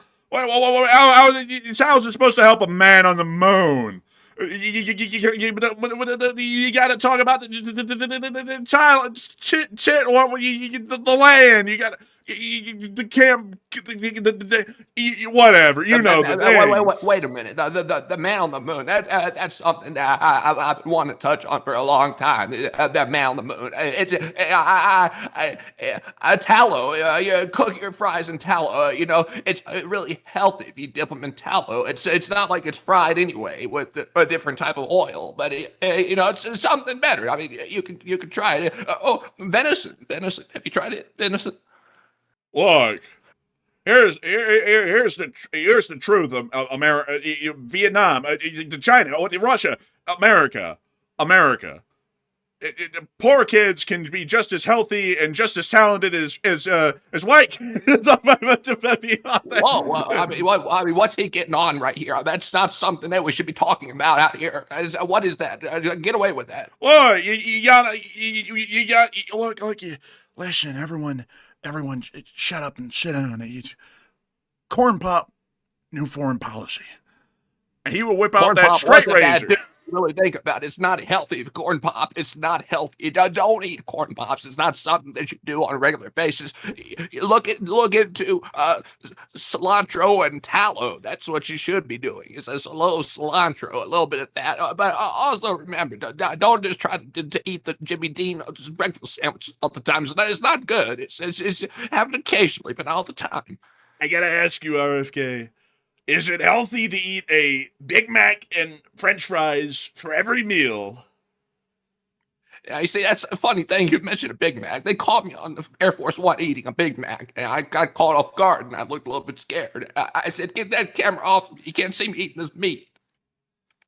I gotta be honest with you. I completely understand. A lot of people got emails of me, and it's supposed that I was a meat eater and not the kind that's eating a steak. It was more so a sausage of some kind. We don't know what kind. Equine or human, it's not really clear. But outside of that, I'd have to agree with you. People knowing that you're eating that stuff, it's not great. It's not great. It's not a great thing. But I also gotta say, Someone said to do Sebastian Gorka. That's someone there who's a very interesting fellow. If you go and sign up for my $9.99 vitamins, you might be able to have the nice voice that I have too. If you maybe try hard enough, you might be like me, Mr. Gorka. Here in the wilds of the Enforcer channel is Enforcer and Enforcer Matt. In the later hours of the show, they absolutely lose their minds, and they start doing absolutely ludicrous voices to try and get across to the viewers that it is late. And they must be tired, and we are tired as well. But, luckily, the Enforcer has had his fresh meal of warm coffee before the show, and has been able to be mentally competent enough to be able to say, Matthew, you have to do the voice. What color is your Bugatti? What voice is that? Shut up, man. What color is your Bugatti? You know that one. You're talking about that guy. What color is your Bugatti? What the hell, doesn't he do that occasionally a little bit? I run a pimp house in Romania. Oh man. Oh yeah. What color is your Bugatti? I don't know. I'm having a stroke. Man, someone answered this one. Hello, my fellow Americans. I have to ask you for another $500 million to bomb the Russians. If we bomb them a little more, maybe they'll go home. in boxes. Real shit, Creverie like. Like, I grew up in the streets of Zelensky's from Creverie. the streets. He's from the streets of Creverie. I'll tell you what. We've been going on these voices for like over 5 minutes now. I think we got to stop. Yeah, I think we legitimately do. We have to get some questions here. But with that, we are What on. happened? What happened? Like how do we get on a 5 minute like multi extravaganza of impersonations? I was being egged on by the audience, by the way. That's my excuse.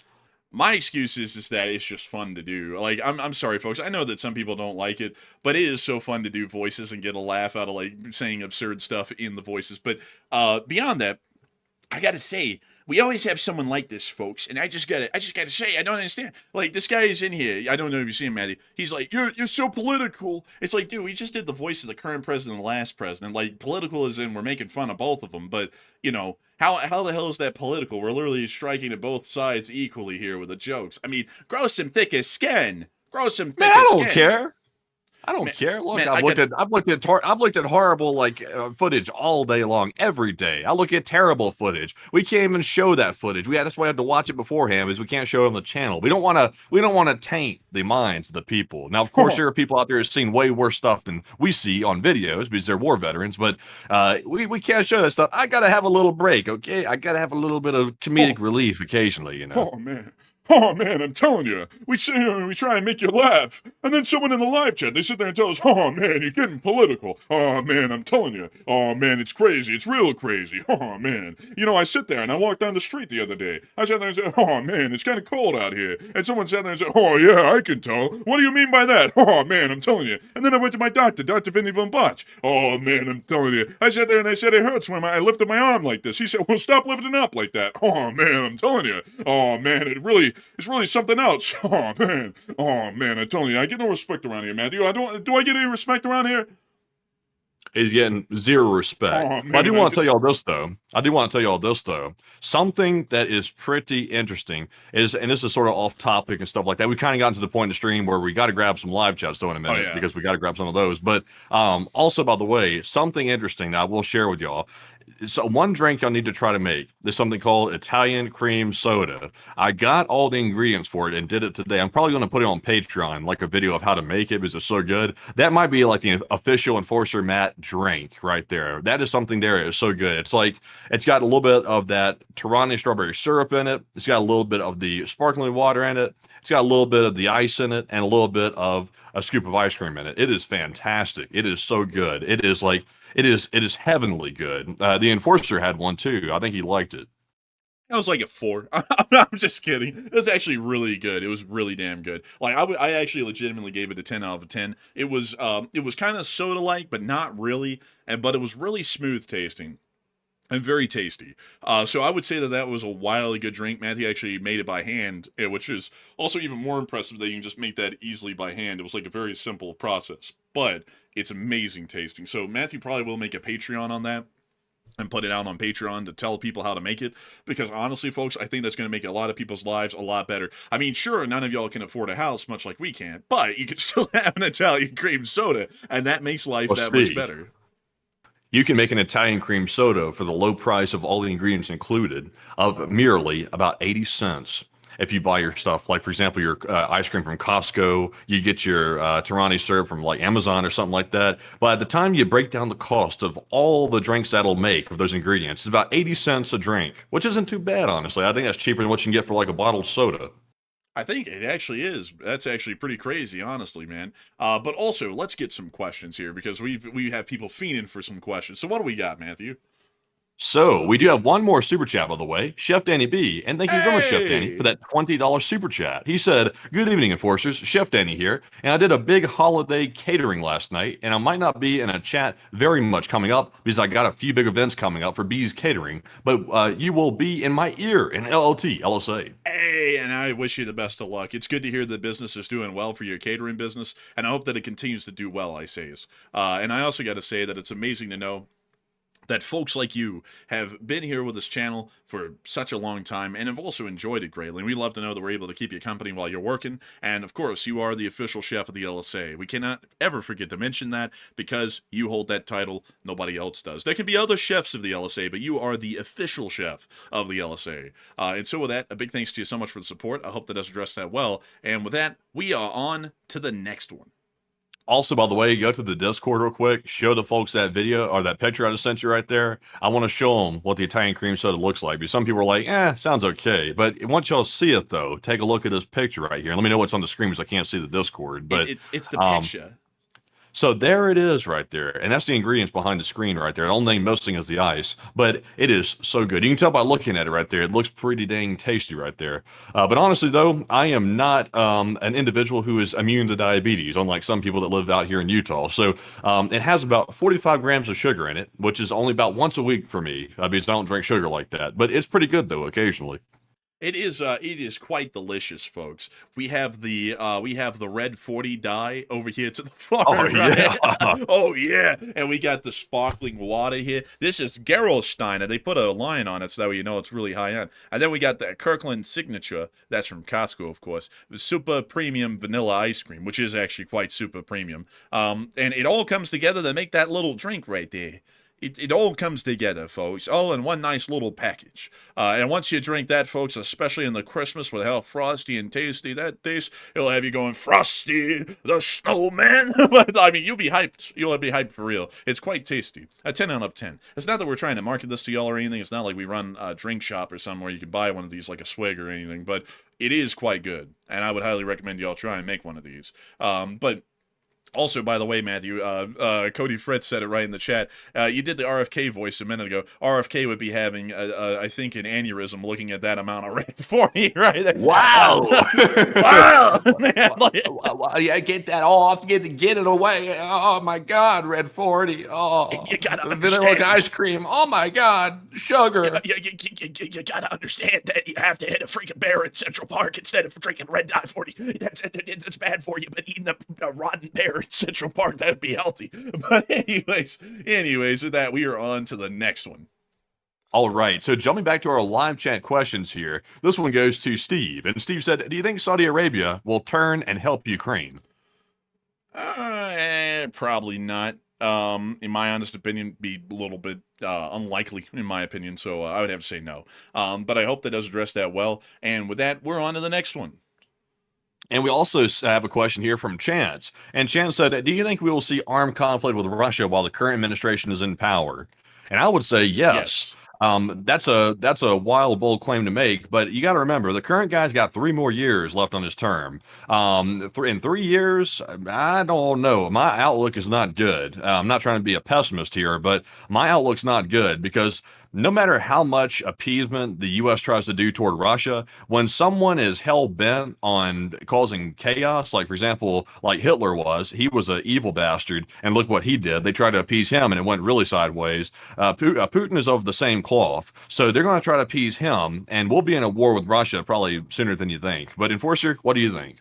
I'd have to say yes. The foreign policy has put America in such a bad position in just 1 year, which is, I mean, like, folks, that's something. Like, that's something right there. I mean, the past 3 years of foreign policy that we had covered on the show before this guy got into office was pretty bad and was putting us in a bad position.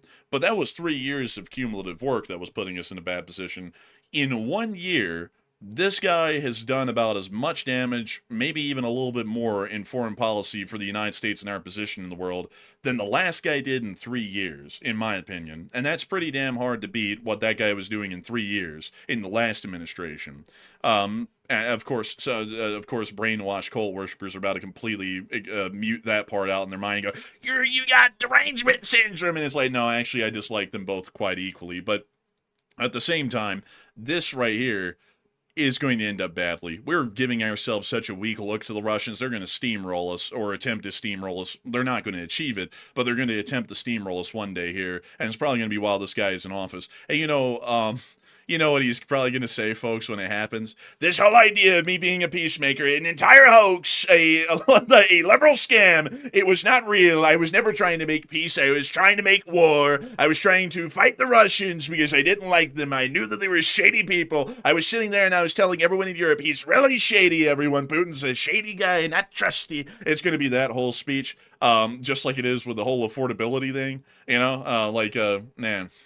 man, I remember last year, folks, there was this whole thing about the economy's bad, make America affordable again. And then this year we're being told that affordability in a word is a scam and it never existed until like last year or something, you know. It's Now like, that one pisses me off. I don't know about everybody else, but that one really pisses me off. And it probably pisses off anybody else that's still working too. Honestly, it probably pisses people off that are retired as well, because I mean, everybody's got to live and, you know, pay living expenses and things like that, like food, utilities and things like that. And when you have someone telling you that you're basically calling you a liar, that you're paying higher prices, that doesn't sit right with me. yeah, like, you know, like that's not one that you can just lie on easily. Like, you know, like there's 5 million, you know, like Guatemalans poking a hole in Wisconsin until it sinks into the Great Lakes or something. That's not really something you can lie on like that. This is literally the prices are more expensive on everything everywhere and they just keep going up. And then you're being told that you're a liar because you're seeing that and literally looking at it as you're paying at the cash register higher amounts for the same amount of groceries, you know?